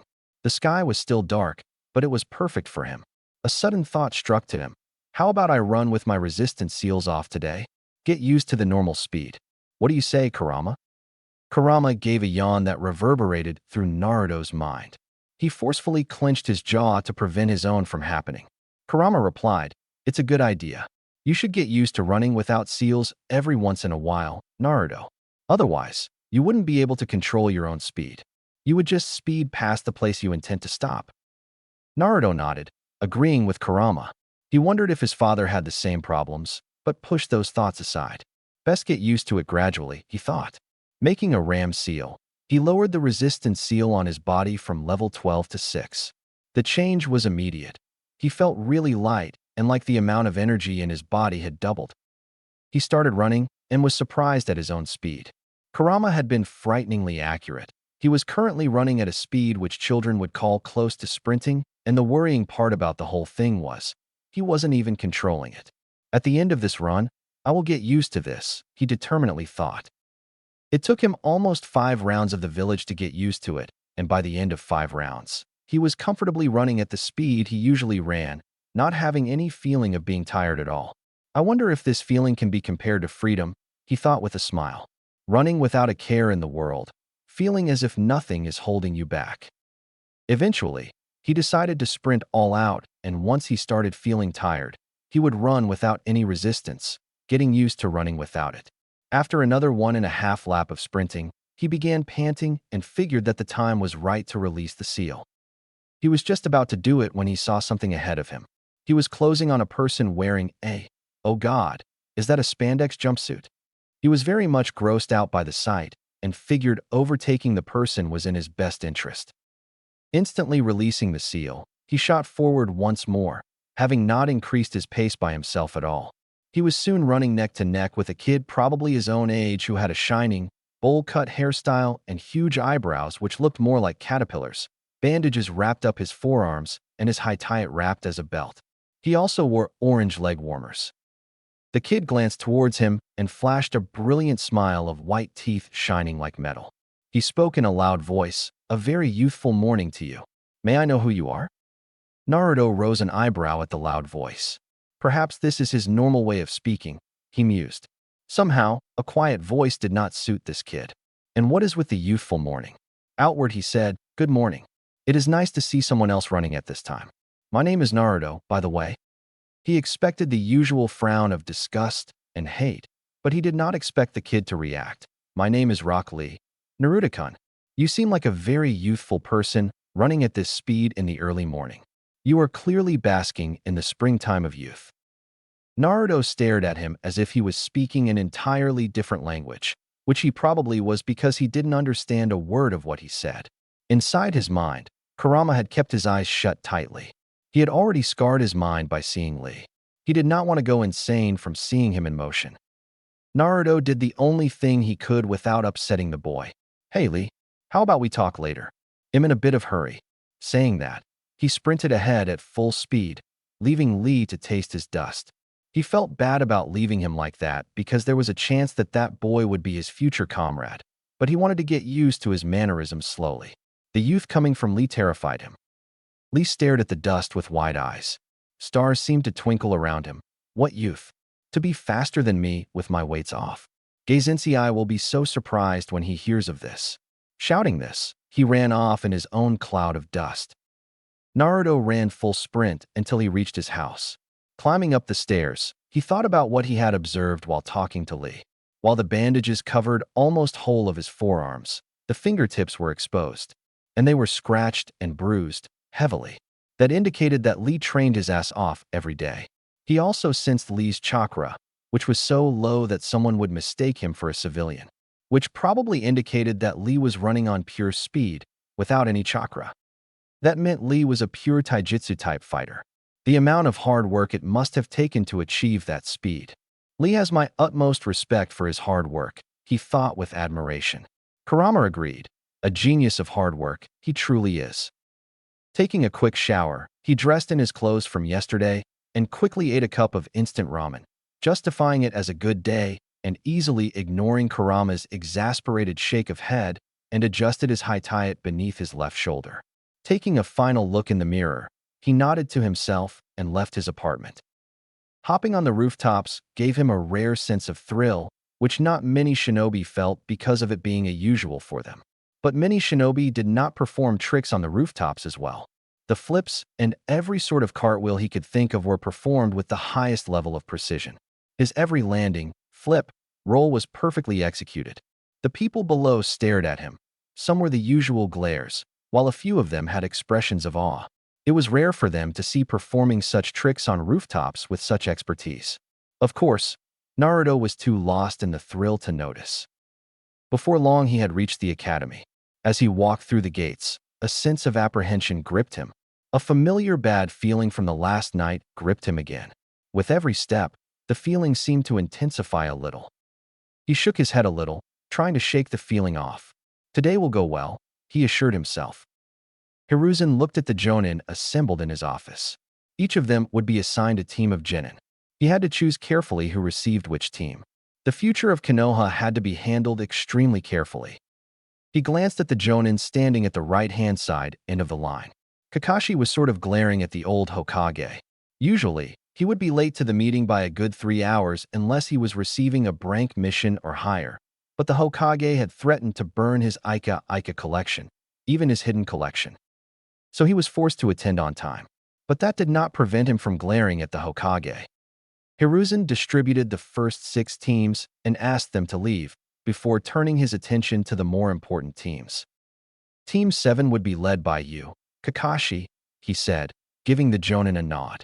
Team 8's leader would be Kurenai. Since Team 9 is still in circulation under Guy, Team 10 would be led by Asuma. Kakashi, stay behind. I have to talk to you. As the other jonin left, there was a noticeable change in Kakashi's posture. The lazy look was gone from his eye, replaced with seriousness.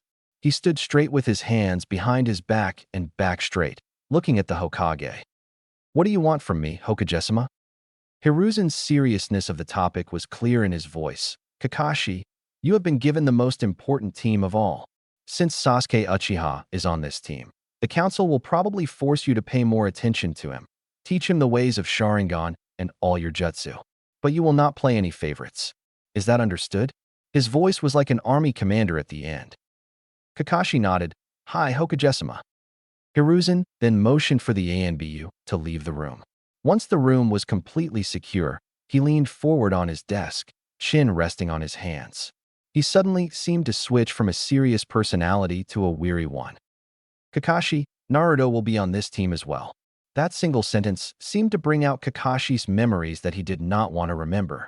Memories of his sensei. Memories of how he failed to protect Naruto from the villagers. I will not fail this time. You can count on me, Minato Sensei, he thought with resolution. Hiruzen continued in his grave tone.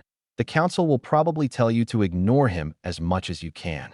But you will not do that to the only person who is connected to Minato, would you? Kakashi shook his head and spoke with steel in his voice. No, Hokage-sama. I am astounded that you would even say that. Hiruzen, however, was unfazed by the outburst. I had to check, Kakashi. I'm sorry for saying that.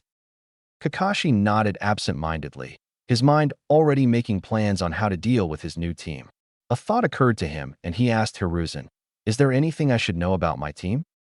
Hiruzen leant back in his seat, taking a deep breath and blowing the smoke out. I could give you the files of your students, but observing firsthand is a better way. Won't you agree, Kakashi? Kakashi seemed to be in thought for a moment, and then I smiled. Perhaps, this time he will be able to correct his mistakes. Entering the classroom, he saw that only half of those who had graduated were there. Eyes roaming, He spotted his friends Shikamaru, Chuji, Shino, Hinata sitting in their usual places. Shikamaru was dozing off as usual, Chuji was eating potato chips, Shino was examining his bugs, and Hinata had turned red as soon as she saw him. She began poking her index fingers together, avoiding eye contact. He also saw other kids who had graduated, playfully shoving each other, talking about everything and nothing at the same time.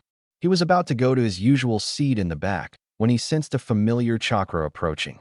Turning to the door, he narrowed his eyes. Sasuke Uchiha had entered the classroom. He looked very different from yesterday, wearing a navy blue high-collared short-sleeved shirt and white shorts with holster tied on his right thigh. He also wore white arm warmers and high tie tied on his forehead. He still had his usual air of arrogance and smugness around him. His posture carried confidence, which was clouded by arrogance. His coal-black eyes roamed the classroom until they settled on him. Naruto saw some anger seep into them. Still sore about yesterday, Sasuke? He thought. Sasuke marched up to him, his hands in his pockets, implying that he had no intention of attacking Naruto. He stopped a feet away from him and looked in his eyes with almost a burning intensity, his narrowed eyes showing that he would be keeping an eye on him from now on. Naruto narrowed his own azure eyes in return, the cold intensity of them as cold as ice in response to Sasuke's fire. His eyes conveyed his response very clearly. Bring it, Sasuke. They both were so lost in their glaring contest that Sasuke failed to notice one of the kids stumbling towards his back. He bumped into his back, shouting out a sorry, before joining his friend's back. He did not notice the consequences of his accidental bump. Naruto's eyes had become as wide as saucers when Sasuke's lips crashed onto his own. He was so stunned from that he just froze on his spot, as did Sasuke, looking into each other's eyes with disbelief. He did not even hear Kurama's loud belly laugh at his situation. So shocked he was having his first kiss stolen from Sasuke of all people. He was even more horrified at the amusement he was feeling. This feels so wrong, on so many levels, he thought with no small amount of panic. Sasuke having thoughts along the same lines. He didn't imagine in his wildest dreams that his first kiss would be stolen by the dope. Just what did he do to deserve this? All he felt was disgust at feeling a boy's lips on his own. But the shock of the situation had frozen him to his place. This was the scene that Sasuke's most devoted fangirls, Sakura and Ino, along with other fangirls, were greeted to. They both blankly stared at them, not being able to form even full words. Waho. Naruto finally came to his senses and immediately stepped back from his spot, prompting Sasuke to do the same. Naruto rubbed his lips, slowly cleaning them off. Turning furious eyes on the dark-haired boy, he hissed, "What the hell, Kusoyero? Just what gave you the indication that I liked you? Unlike you, I happen to be an avid fan of the opposite sex." Sasuke was taken aback by Naruto's rant for a moment, but was quick to recover. His voice turned downright menacing. Not that Naruto was intimidated. "It was your fault, dope," he accused, rubbing his lips furiously. Naruto was quick to snark back. "That's my line, team. I'm not the one who suddenly decided to step forward and kiss me." His first kiss went to Sasuke, of all people. Oh, the shame. Sasuke stormed to his seat and sat down, slipping back into his daily brooding routine. Naruto silently scoffed and turned away. Just what is so great about that guy? He was about to go to his regular seat when he felt it. It was not killing intent, but it felt like he had done something grievously wrong. Turning around, he almost went pale. All the girls of the class were looking like dogs ready to pounce and kill. "Baka Naruto, how dare you steal Sasuke-kun's first kiss like that?" Sakura and Ino were quick to blame him, with the others following. Kurama was still snickering in his mind, and Naruto resisted the urge to sigh. Seeing the Kunoichis take a threatening step forward, he slid his left leg back, ready to flash step out of here if necessary. He had to find a way to. Everyone settled down. The loud voice of Iruka Sensei was heard in the classroom, but the girls didn't seem to hear it, ganging up on Naruto, who didn't look nervous at all. Iruka saw his favorite student being ganged up on by the Kunoichis and put a hand on his face in resignation. "Now what did you do, Naruto?" Feeling the need to save his little brother, he activated his big head no jutsu. "Settle down, you brats." The effect was immediate. All the girls were seated so fast They almost looked like they were teleporting. However, Naruto was immune to Iroquois jutsu for a long time, and so he calmly walked up to his usual seat and sat down, looking out of the window with a bored look. Iroka looked around the room and started his attendance. Aburame Shino. Here. Akimichi Chuji. Here, sensei. The roll call continued, but Naruto simply wasn't paying attention since his name was last anyways. Uzumaki Naruto. Right here, he waved his hand lazily. His response sounded way cooler than any of his classmates, and for this reason, it rattled Sasuke's fangirls. Baka. Sakura stood up and pointed an accusing finger at him. Stop trying to act cool like Sasuke-kun. Yeah, her statement was supported by nearly all the fangirls in the room, except Hinata. Naruto, who was still looking outside, turned to face Sakura. HM, did you say something? He asked in an absent-minded tone. Iroka suddenly wondered just where Naruto had met a one-eyed jonin who habitually said the same thing. The girls shrieked and hurled various insults at him, which were easily ignored. Iroka coughed to get the class attention, and when he had it, he started speaking. You guys are now, officially, ninja of Konoha. But remember, you are simply a genin. The road from here will only be uphill now. You will be now divided in groups of 3, and a jonin sensei will be your teacher. Everyone had different thoughts about this. Ino said to Sakura in a sly tone, I wonder who will be on Sasuke-kun's team. Sakura gave an annoyed glance to her. Who knows? However, inner Sakura shouted in her mind, Cha? I'm the one who will be on his team. Sasuke thought with a small amount of irritation, a team of 3? Che. They will only burden me and hold me back. Iroka then began announcing the teams. It took a while, but he finally announced Naruto's. Uzumaki Naruto. Naruto paid close attention at that. Haruno Sakura, causing a depressed cloud to appear on top of her. I'm on a team with Naruto? Why? Naruto had a more expressive reaction. A purple cloud seemed to form over his head, and he banged his head on the table. Fuck my life, he groaned. Many felt sorry for the poor bastard, despite not being his friends. No one deserved Sakura as a teammate. Even Kurama was whispering comforting words such as they could kill her and bury the body. And Uchiha Sasuke, Iroka announced the last name. This time Sakura jumped in joy. Turning around, she flashed a superior smirk at the flabbergasted Ino, who was clenching her fists. Inner Sakura was shouting in joy, Cha. True love always prevails. Shikamaru simple muttered, troublesome. Trying to divert his mind from his recent depression, Naruto listened closely for the other teams. Team 8 was Hinata, Kiba, and Shino. Naruto raised an eyebrow at that, taking into account that their special traits are not in fighting. If I'm not mistaken, this is a tracking and a backup assault team. Team 10 was announced to be Ino, Shikamaru, and Chuji. The legendary Ino Shikacho trio is being formed again. Their fathers were a legendary team themselves, after all. This team has 2 purposes that I can think of. A battle purpose and an information gathering, taking into account Ino's mind techniques, Shikamaru's binding techniques, and Chuji as a heavy hitter.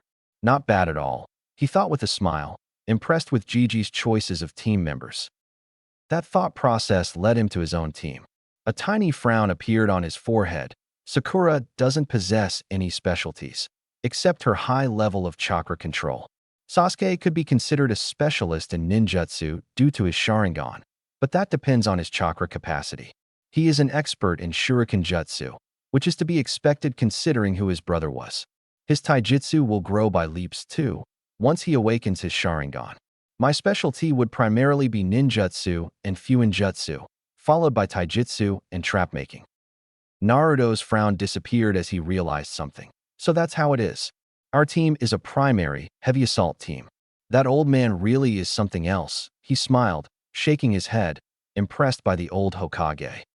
Time passed, and one by one, Jonin Sensei came to take their teams away. Team 8 Sensei was a beautiful woman named Kurinai Yuhi, and Team 10 Sensei was a large man who looked like a bear and held strong resemblance to Gigi. He introduced himself as Saratobi Asuma and took his team away. Many hours passed, but there was no sign of Team 7 Sensei. Sasuke kept brooding the whole time, though he was starting to look irritated. Sakura looked close to exploding in anger.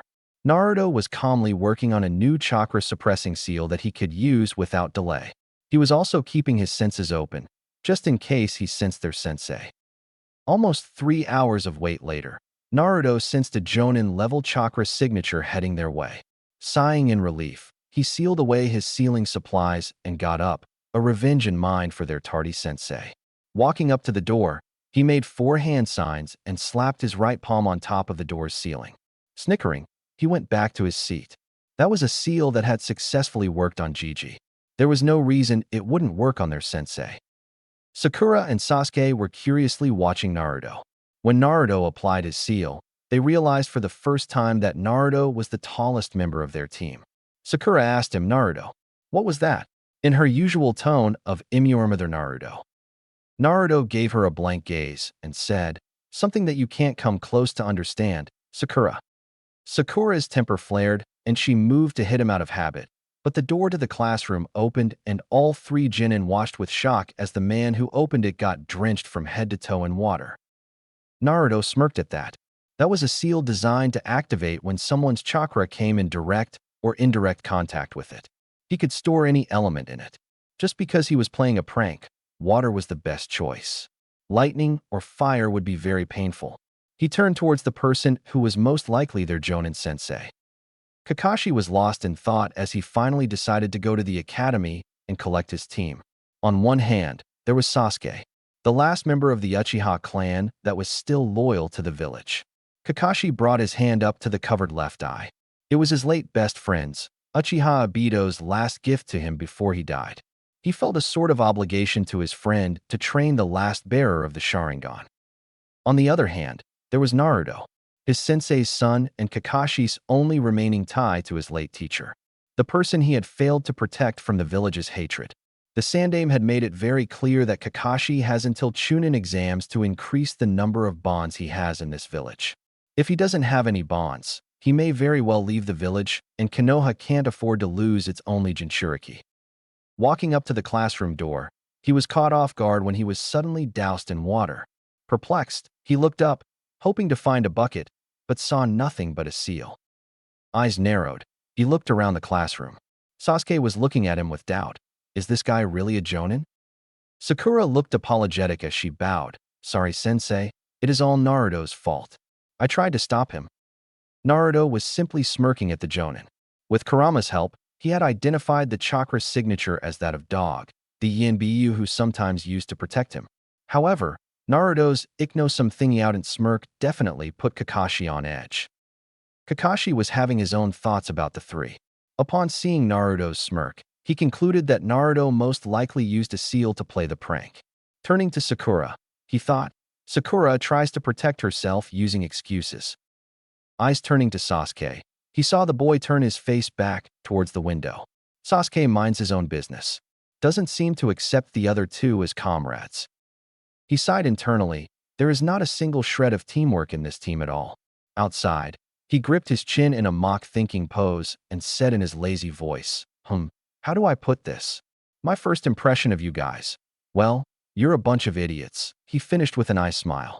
He could literally see the cloud of depression over Sakura and Sasuke's head, but Naruto kept smirking in that annoying manner, not at all fazed by Kakashi's insult. Deciding to move on, he said, Meet me on the roof in 5 minutes.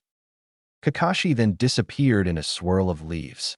Startled by the sudden exit, Sasuke and Sakura scrambled and rushed to the roof, the latter scampering after the former.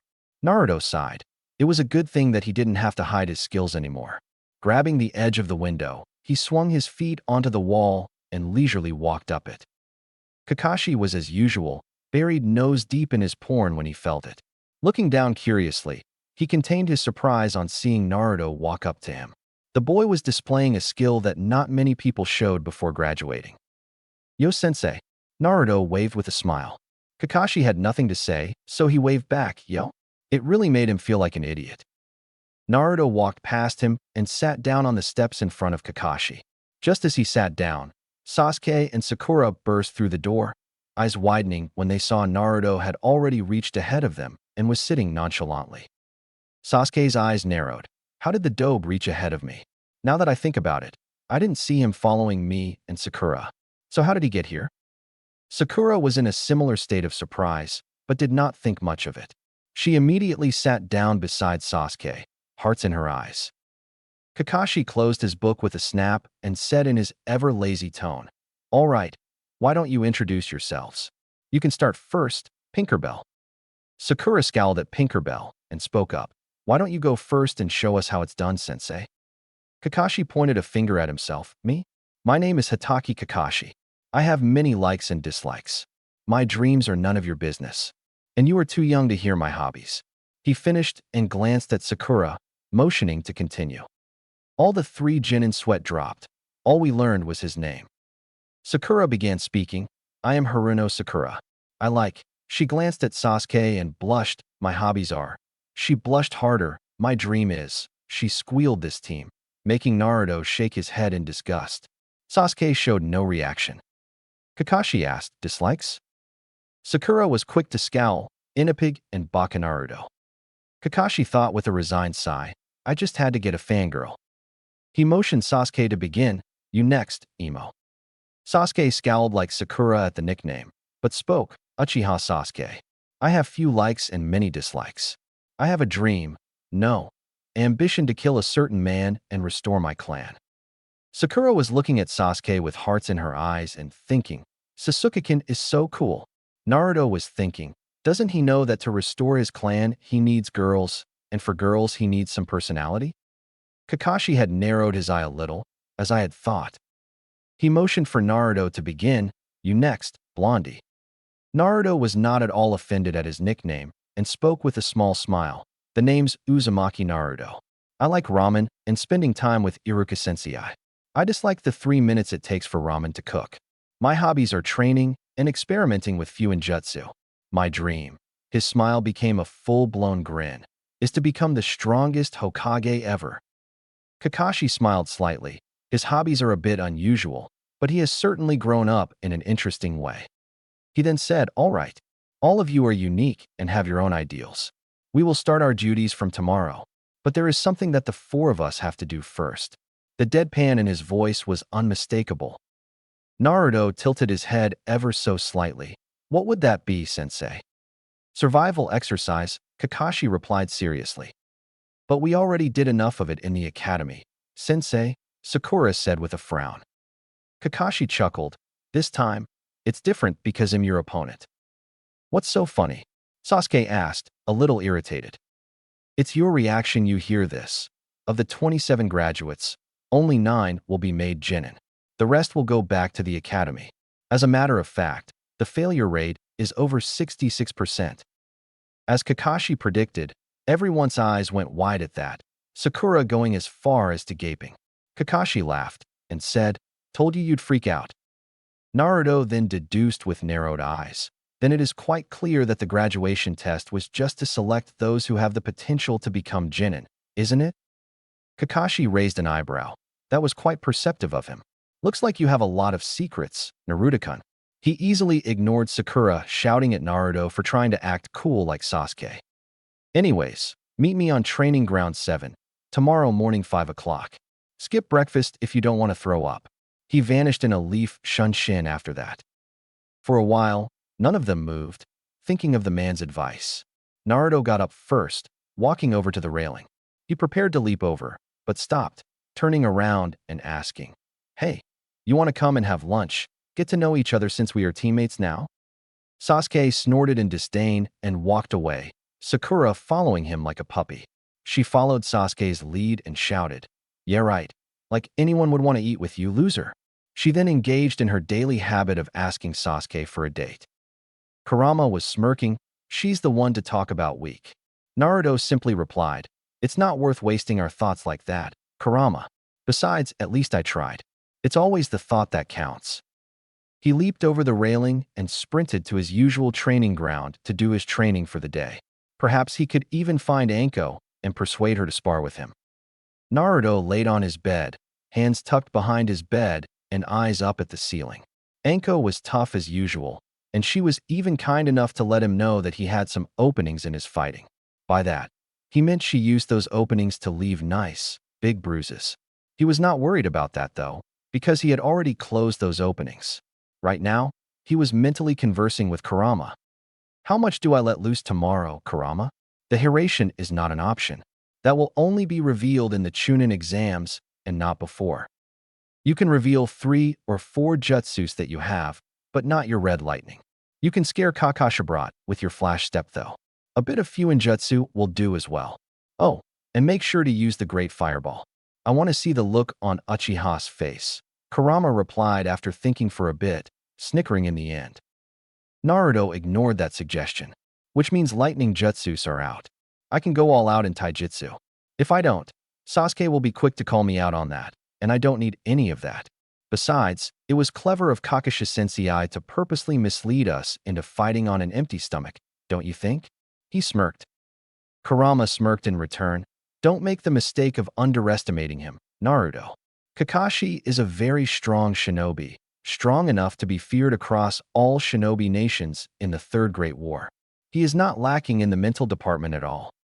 Naruto mentally nodded, acknowledging Kurama's advice. Closing his eyes, he fell into a deep sleep. Tomorrow would be interesting. Again, glancing out of the apartment he lived in, Sasuke was thankful for the silence the night provided. I will pass the exercise myself. I won't allow those two to hold me back, he thought. Frowning in thought, he absently tapped the window. The dobe has been acting very differently as of late. His sudden show of skills in the graduation test, his clear familiarity with seals. Could it be that he was hiding his skills? If so, then why? He has always craved attention. So why would he do something like hiding his skills and personality? Just who are you, Naruto? Sasuke had noticed that Naruto acted very different from his usual loud and idiotic personality in the graduation exam. He was calm and collected, more so than Sasuke usually was. He was also understandably jealous of Naruto's newly discovered skills. Sasuke had been training his ass off since the massacre in order to become strong enough to kill him. Not many people had the ability to see underneath, not even Sasuke, but he could tell that Naruto was hiding a lot of his abilities. He would make Naruto tell him, because he deserved it more than anyone else, least of all the dope. Naruto's eyes opened at 5 o'clock, according to his body clock. This is the time by which I am supposed to be on the training field, he thought as he got up to do his morning rituals.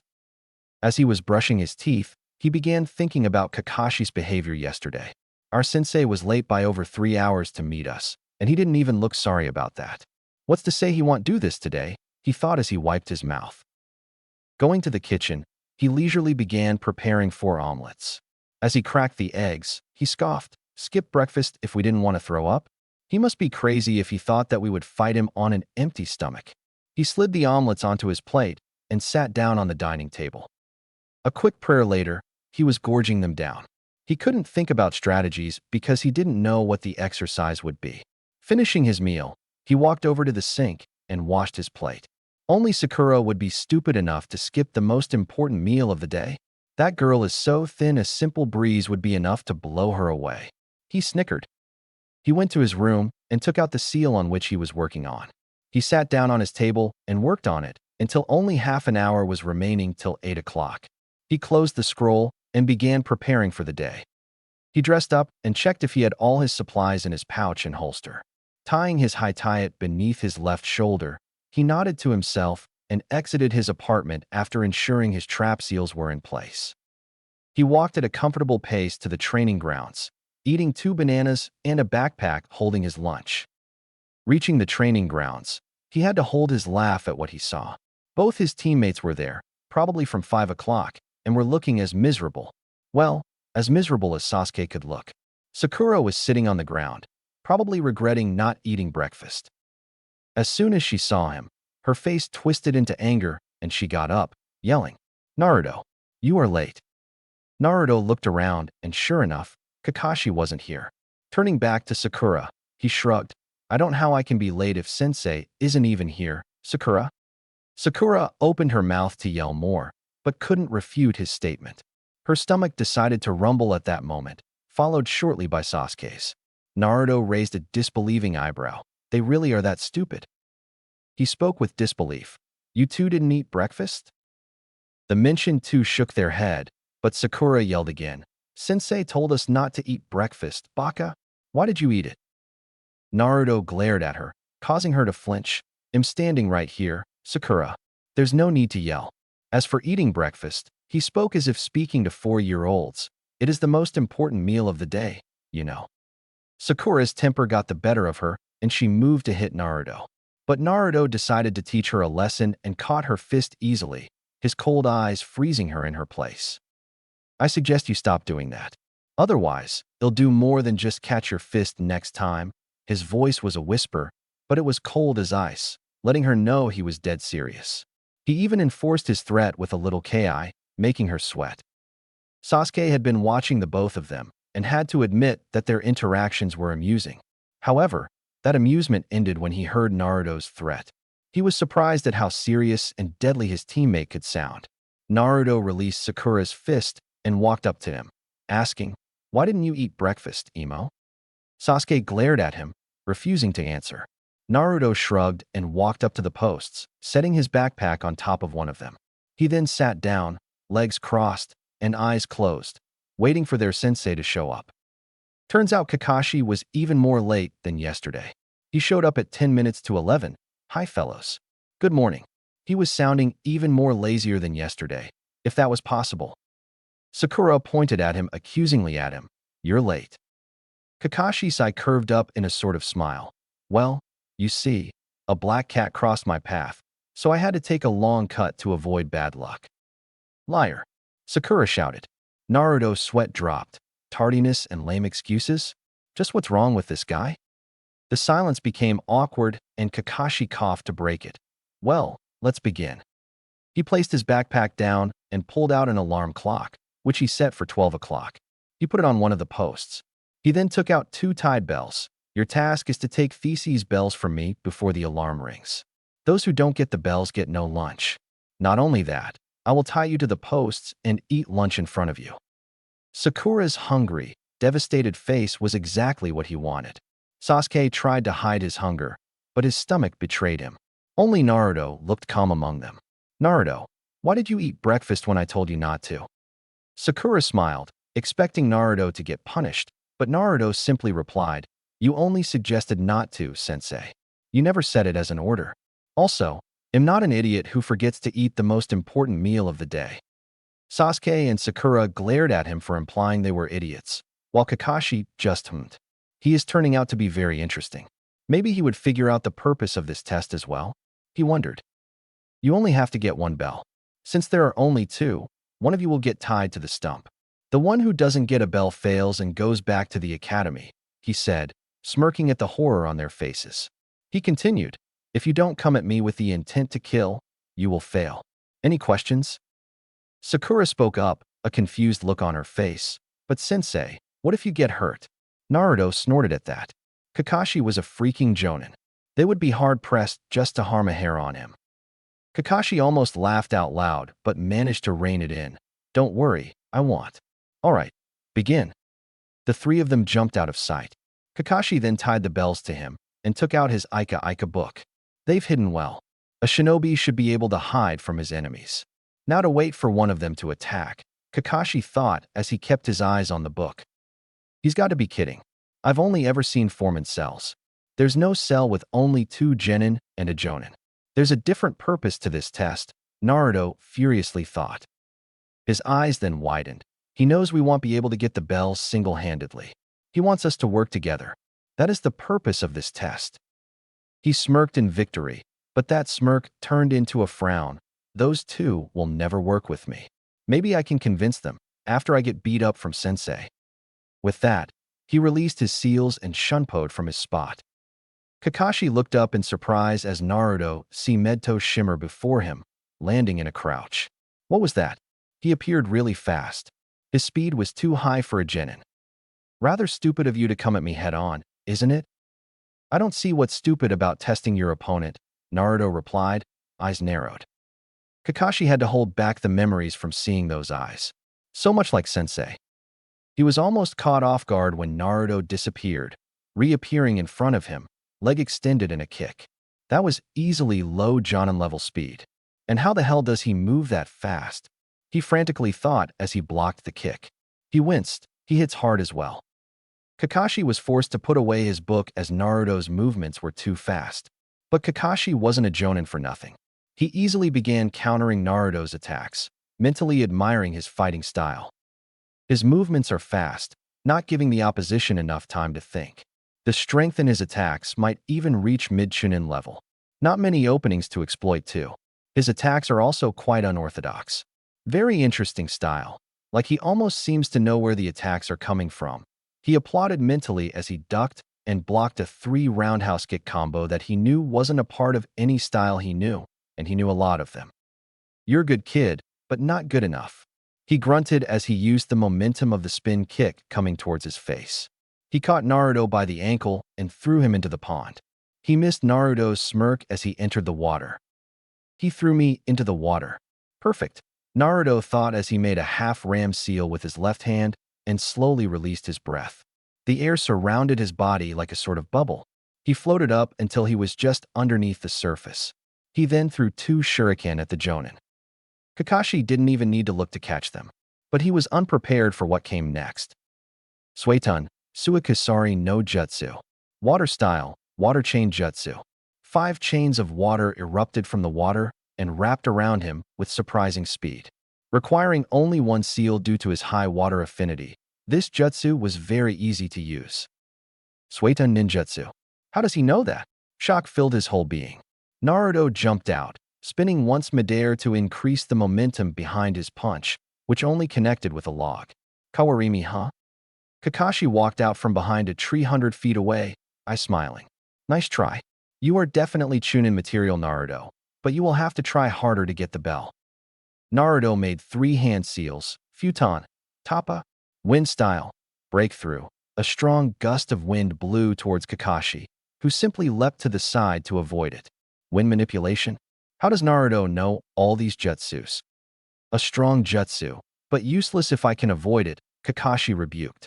His eyebrow rose up in confusion when Naruto threw a single kunai at him. "Is that supposed to hit me?" he lazily asked as he just tilted his head to avoid it.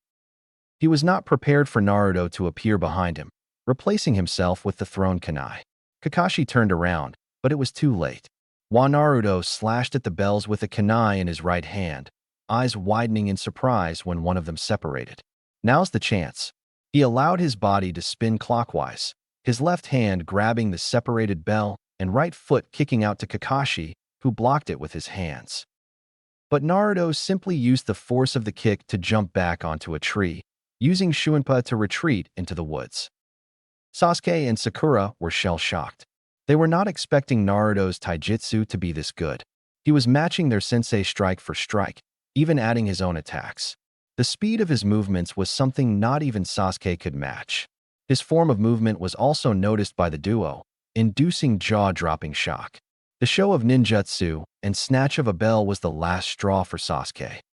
How does Dobe know a style such as that? How did he achieve that level of speed? How does he know those jutsu? I should be the one to have those, not him. He raged in his mind, fists clenched. Sakura had still not recovered from the shock that was Naruto. Naruto was never this good at the academy. How did he manage to get a bell? It was then her fangirlish ways took over. If Naruto can get a bell, then Sasuke-kun can definitely do it. Not once did she think about herself. Kakashi stood in shock over what happened. An academy graduate, who was said to be the dead last of his class, not only managed to catch him off guard, but also managed to get a bell. Not to mention the said dead last new futon and Suetun ninjutsu, high chunin level taijutsu with low jonin level speeds. He, Hatake Kakashi, copy ninja, caught off guard by a simple kawarimi.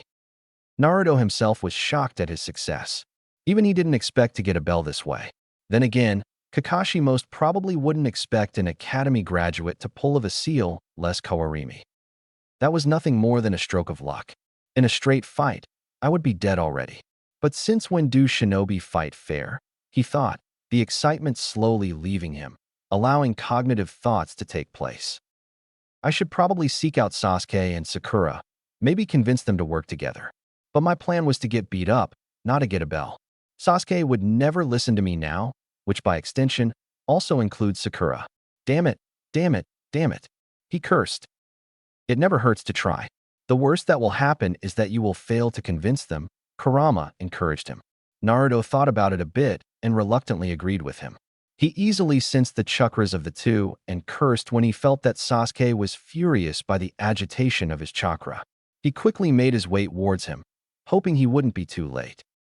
He was too late. Sasuke was already furious at Naruto's achievement, and when Naruto tried to convince him, he harshly shot his proposal to work together down and went to confront Kakashi alone. Long story short, he got his ass handed to him and got himself buried head deep into the ground. On the bright side, Naruto successfully copied the Doton Jutsu Kakashi used to bury Sasuke. He sensed Kakashi casting a Jinjutsu on Sakura, who easily succumbed to it. He sent 20 shadow clones to fight Kakashi and defend Sakura, but the time was already up. Sakura hung her head in shame as she was the one tied to the post while Naruto and Sasuke sat beside her. Sasuke was angrily glaring at Naruto, who was watching his sensei. Kakashi looked at the kids, shaking his head in disappointment. Only Naruto managed to get a bell. But that doesn't mean that you passed Naruto. You all failed to grasp the real purpose of this test. Teamwork. The response came from Naruto. Sasuke and Sakura looked away from him in anger and shame. Naruto tried to convince them to work together, but they didn't listen to him, because who did? Kakashi raised an eyebrow, a little late to realize, don't you think? Naruto gestured towards his teammates. They knew it. You can ask them that I tried to convince them to work together. But I already knew from the start that I would be shot down. Kakashi thought. He figured it out, and even tried to execute it, but knew he would be shot down. Sorry, Naruto, but this group fails. Naruto's voice interrupted him. Besides, teamwork is something that is established in the long run, sensei. You can't expect it out of people who have never worked together. Kakashi nodded. Point. But it is also born out of necessity, which was this case. Unfortunately, you all failed to act on it. Silence reigned for a while as Kakashi let them think about it. Then he spoke. They'll give you all one more chance after an hour. If you fail even then, quit being shinobi. He harshly told them. The world of shinobi is not a playground for children. Be ready, and no one feeds Sakura lunch. He walked away after that, presumably to run an errand. Naruto easily sensed him hiding behind a tree, even though he was suppressing his chakra. He shook his head and turned to offer his lunch to Sakura, who blinked in surprise. Naruto, sensei said it's fine. I don't sense him anyways, Sasuke said as he too offered Sakura his lunch. She gratefully nodded at him and ate, ignoring Naruto completely. Naruto shook his head and was about to dig in when he felt a sudden surge of chakra. Kakashi appeared before them, furious as hell. I told you not to feed her. Are you ready to face the consequences? The clouds suddenly seemed to gather, and sounds of thunder could be heard. Sasuke spoke up, surprising Naruto. We are a team, aren't we? We will face the consequences together. Is that your choice? Kakashi asked, still radiating fury. The group nodded as one, resolution and determination in their eyes. Like a switch, Kakashi changed personalities. You pass. I smiled at them. Naruto still stayed wary, is that it? I smiled, disappearing. Kakashi said in a serious tone, yeah, I wanted to be sure you three would act as one. My best friend always used to say, those who break the rules are scum, but those who abandon their comrades are worse than scum. I wanted you all to accept each other as comrades. This is actually the first group I have passed. The previous ones were blockheads who couldn't get it. He gave them a nice smile and a thumbs up. Team 7 will start its missions from tomorrow. Welcome to the wonderful world of dranks. Naruto was starting to hate those words by now. It had been 2 weeks since the bell test had taken place. Kakashi had kept to his promise and started taking missions for the team the day after. Only Naruto, and by extension his teammates, refused to believe whatever they were doing were missions. Menial tasks such as fixing fences, taking dogs out for walks, manual labor on farms. Naruto was confused as hell as to how these tasks could be labeled in the same category as missions. He was sure Sasuke and Sakura were too. Speaking of which, Sasuke had started asking questions about how Naruto knew wind and water ninjutsu, his taijutsu style. He even had the nerve to demand from him all the jutsu he knew. Naruto had told him in no uncertain terms that unless Sasuke was willing to share jutsu from his own repertoire, Naruto had no intention of telling him what he wanted to know.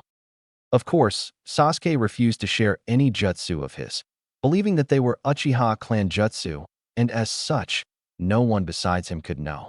Naruto had scoffed at that, but Kurama had straight out burst laughing. The great beast had told him he knew at least 20 people who could perform the great fireball, only 2 of which were Uchiha. Naruto had smartly countered that argument by towing the line that was Uchiha Sasuke's pride. He had condescendingly asked if the great Uchiha library was not enough for him. Sasuke did not want to admit that he could not access it without his Sharingan, and he honestly believed all jutsus available outside were weak and so did not bother to learn them. He stopped bugging Naruto after that, much to the blonde's relief. However, Sakura had started bugging him on Sasuke's behalf to get him to hand over the jutsus, saying that a loser like him does not deserve them. Naruto was quick in shutting her up, turning her own argument against her. He had smartly questioned her if she was implying he was weak. Sakura, unaware of what she was putting her foot into, scoffed and replied that she was not implying. She knew he was weak. After that, everything went smooth like butter. Naruto replied that if he was weak, then by extension, the jutsu he used were also weak. And Sasuke wouldn't love Sakura if she handed him weak jutsus, right? Sakura had adopted a worried frown at his question and seemed to come to the conclusion that he was right. She did not once question why Naruto accepted himself as weak, which was opposite of what he had displayed in the bell test. Regardless, after mocking him some more, she went back to Sasuke, who ignored her as usual. Kakashi-sensei was also onto him, but he was a lot more cautious in his approach. He subtly framed his statements such that Naruto would have difficulty in avoiding the correct answer. But Naruto knew that if it got out he had received training from an early age, Sasuke might throw one of his tantrums, which would then result in the civilian council removing him from the ninja program. No thank you. Naruto, while subtle talking was not one of his strengths, decided that he would avoid talking to Kakashi outside of missions and training. Speaking of training, Naruto tried out the taijutsu simulation his father left for him. Needless to say, he was excited as hell when he fought the first level, and he was more than surprised at how difficult it was. He may have reached a level in his resistance seals that actually permits him to try all 7 levels, but only the first level's victory came at the cost of some very impressive bruises. It taught Naruto that his taijutsu, while very good, was not good enough. He increased the resistance on his body, believing if he was faster, he would be better. He tried the second level after a week and was pleased to note that the number of bruises he got were significantly less, a sign of improvement. He also learned a water and a lightning jutsu as well.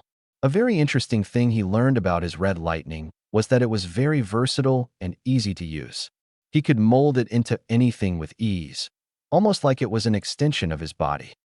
But enough of that. Right now, they were on a mission. A mission Naruto had absolutely no problem in failing. The mission to capture Tora, the feudal lord's wife's cat. It was a mission that always managed to give Naruto goosebumps. He could swear on his ramen that the old man was a sadist. He could see the joy at their pain in his eyes every time the mission to capture the blasted cat was handed out. So far they had already caught it 5 times. This was the 6th, and he was ready to tear his hair out. This is Kakashi, everyone copy? Sakura here, copy. Sasuke here, copy. Naruto here, copy. Does everyone have eyes on target? Naruto responded, I have clear eyes on target. Just waiting for the go. All right, go. A flash step later, and Naruto had Tora secured in his arms. She was thrashing around, but he could care less. Got him, Kakashi-sensei. Turning to the cat, he pressed 2 fingers onto the cat's forehead and removed them, revealing a kanji for sleep. Tora fell asleep instantly. His teammates landed beside him, irritated expressions on their face, which Kakashi expertly ignored and asked Naruto through radio, does it have the red ribbon on the right ear? Surprisingly, it was Sakura who replied, yes, red ribbon is there. Can we go now? Naruto couldn't fault her for being so infuriated. He looked over to Sasuke and saw him return to his normal brooding expression, but his clenched fists told otherwise. Kakashi landed beside his team. I scrunched up in that annoying eye smile of his.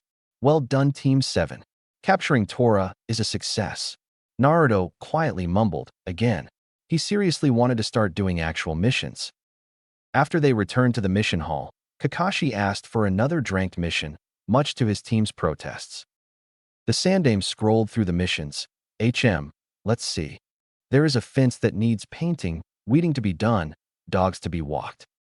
How about a real mission this time, Gigi? Like a crank? He asked the Hokage, tired of doing the chores these people called missions.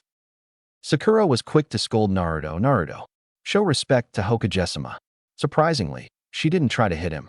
Must have scared her back there, he mused. Naruto. Iruka spoke with a frown. You can't demand missions like that. Jinin teams have to do drank missions for 2 to 3 months before they get qualified for cranks. And even then they're Jonin sensei. Hiruzen cut Iruka off with a gentle chuckle. It's okay, Sakura-kun. He has called me that ever since he was little. Sakura's eyes widened a bit in surprise, as did Sasuke's. They didn't know Naruto was so close to the Hokage to the extent of calling the man a grandfather figure. Hiruzen turned towards Kakashi. Kakashi, do you think your team is ready for a crank mission? Kakashi thought about it a bit.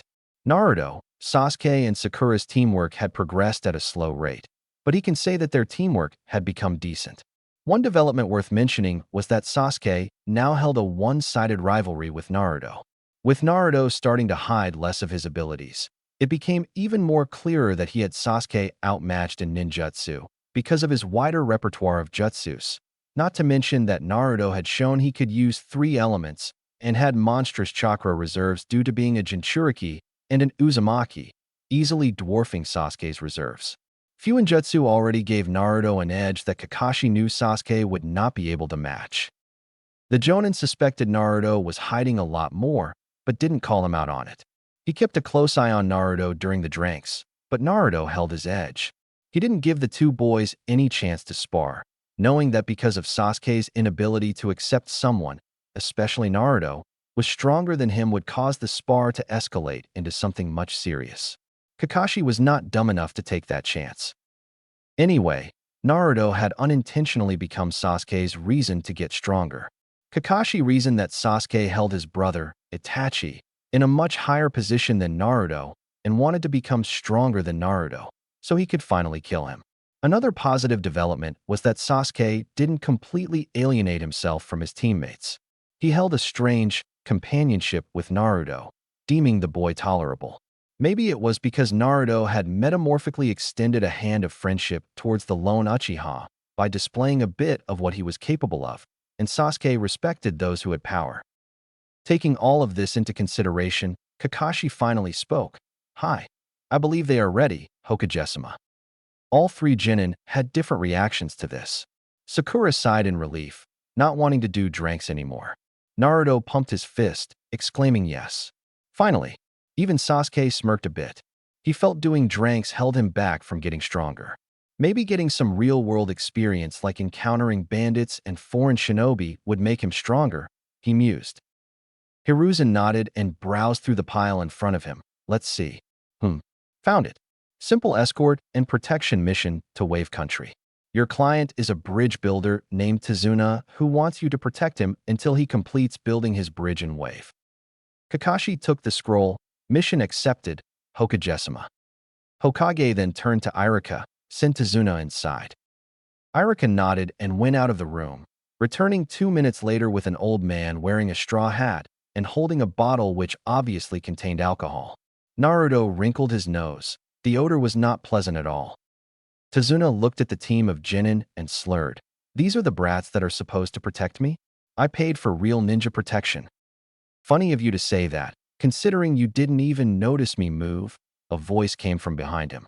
Tazuna whipped around with wide eyes, but couldn't spot the owner of the voice. Over here, you drunkard, the same voice drawled, making the man whip around again, eyes locking onto a mop of blonde hair. Intense blue eyes stared back at him, silently mocking him and his earlier statement. Kakashi intervened before Naruto could scare Tazuna even more. Naruto, please don't scare the client, he reprimanded in his usual lazy voice, which didn't sound like a reprimand at all. Kakashi-sensei, you're no fun at all, Naruto sighed despondently, walking back to his place beside Sasuke. Kakashi assured the builder, you have nothing to be afraid of, Tazuna-san. My genin are among some of the best upcoming ninjas of this village. We can easily take care of a few bandits." Instead of making the man relax, Tazuna tensed up a bit at the word bandits. Naruto narrowed his eyes a bit at that. Protection from a jonin would be enough to make anyone relax, so Tazuna tensing up didn't make sense. He's hiding, or more probably, withholding some information. Naruto, be on your guard, Kurama advised. He too noticed Tazuna's tensing up. Will do, Kurama, Naruto replied before turning to Kakashi, excitement on his face. When are we leaving, Kakashi-sensei? He eagerly asked. We will leave tomorrow morning at 7, he answered. He then lazily waved them away. That's all for today. Take full rest for tomorrow. The genin dispersed to do their own thing for the remainder of the day. Naruto and Sasuke went separate ways to do their own training, while Sakura headed home. Naruto headed to the abandoned Senju compound, more specifically the Nidame's library.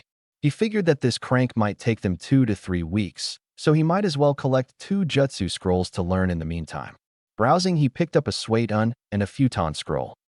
Suiton, Suidanya, Water Style, Water Severing Wave, was a powerful ranked jutsu. After infusing chakra in your stomach and then converting it to water, the user spit the water out in highly pressurized, razor-sharp jets of water, sharp enough to cleanly cut through rock and barks of thick trees if used perfectly. Naruto was pleased to note that like all Suiton jutsus he had learned from the library until now, this one had 2 types of learning as well. One for a normal water user, another for a user who had extremely high affinity like Tobirama, who could perform the most complex water techniques with only one-hand seal. Futon, Kaze Jirai no Jutsu, Wind Style, Wind Torpedo Technique. A powerful crank jutsu that Tobirama himself created keeping explosive tags in mind. I'm starting to think our esteemed Nidame was a man obsessed with explosives, he thought as he read on how to perform the jutsu. After infusing wind chakra in your lungs, it is expelled as a highly explosive ball of wind, near invisible. Upon contact, it will explode with the force of 2 standard explosive tags. It required 3 hand seals of oxhorse snake. Should be enough to last this mission, he mused as he exited the library. Extending his senses, he checked if anyone was nearby. Finding no one, he shrugged and simply flashed into his apartment. He had no idea what he was in for in this mission.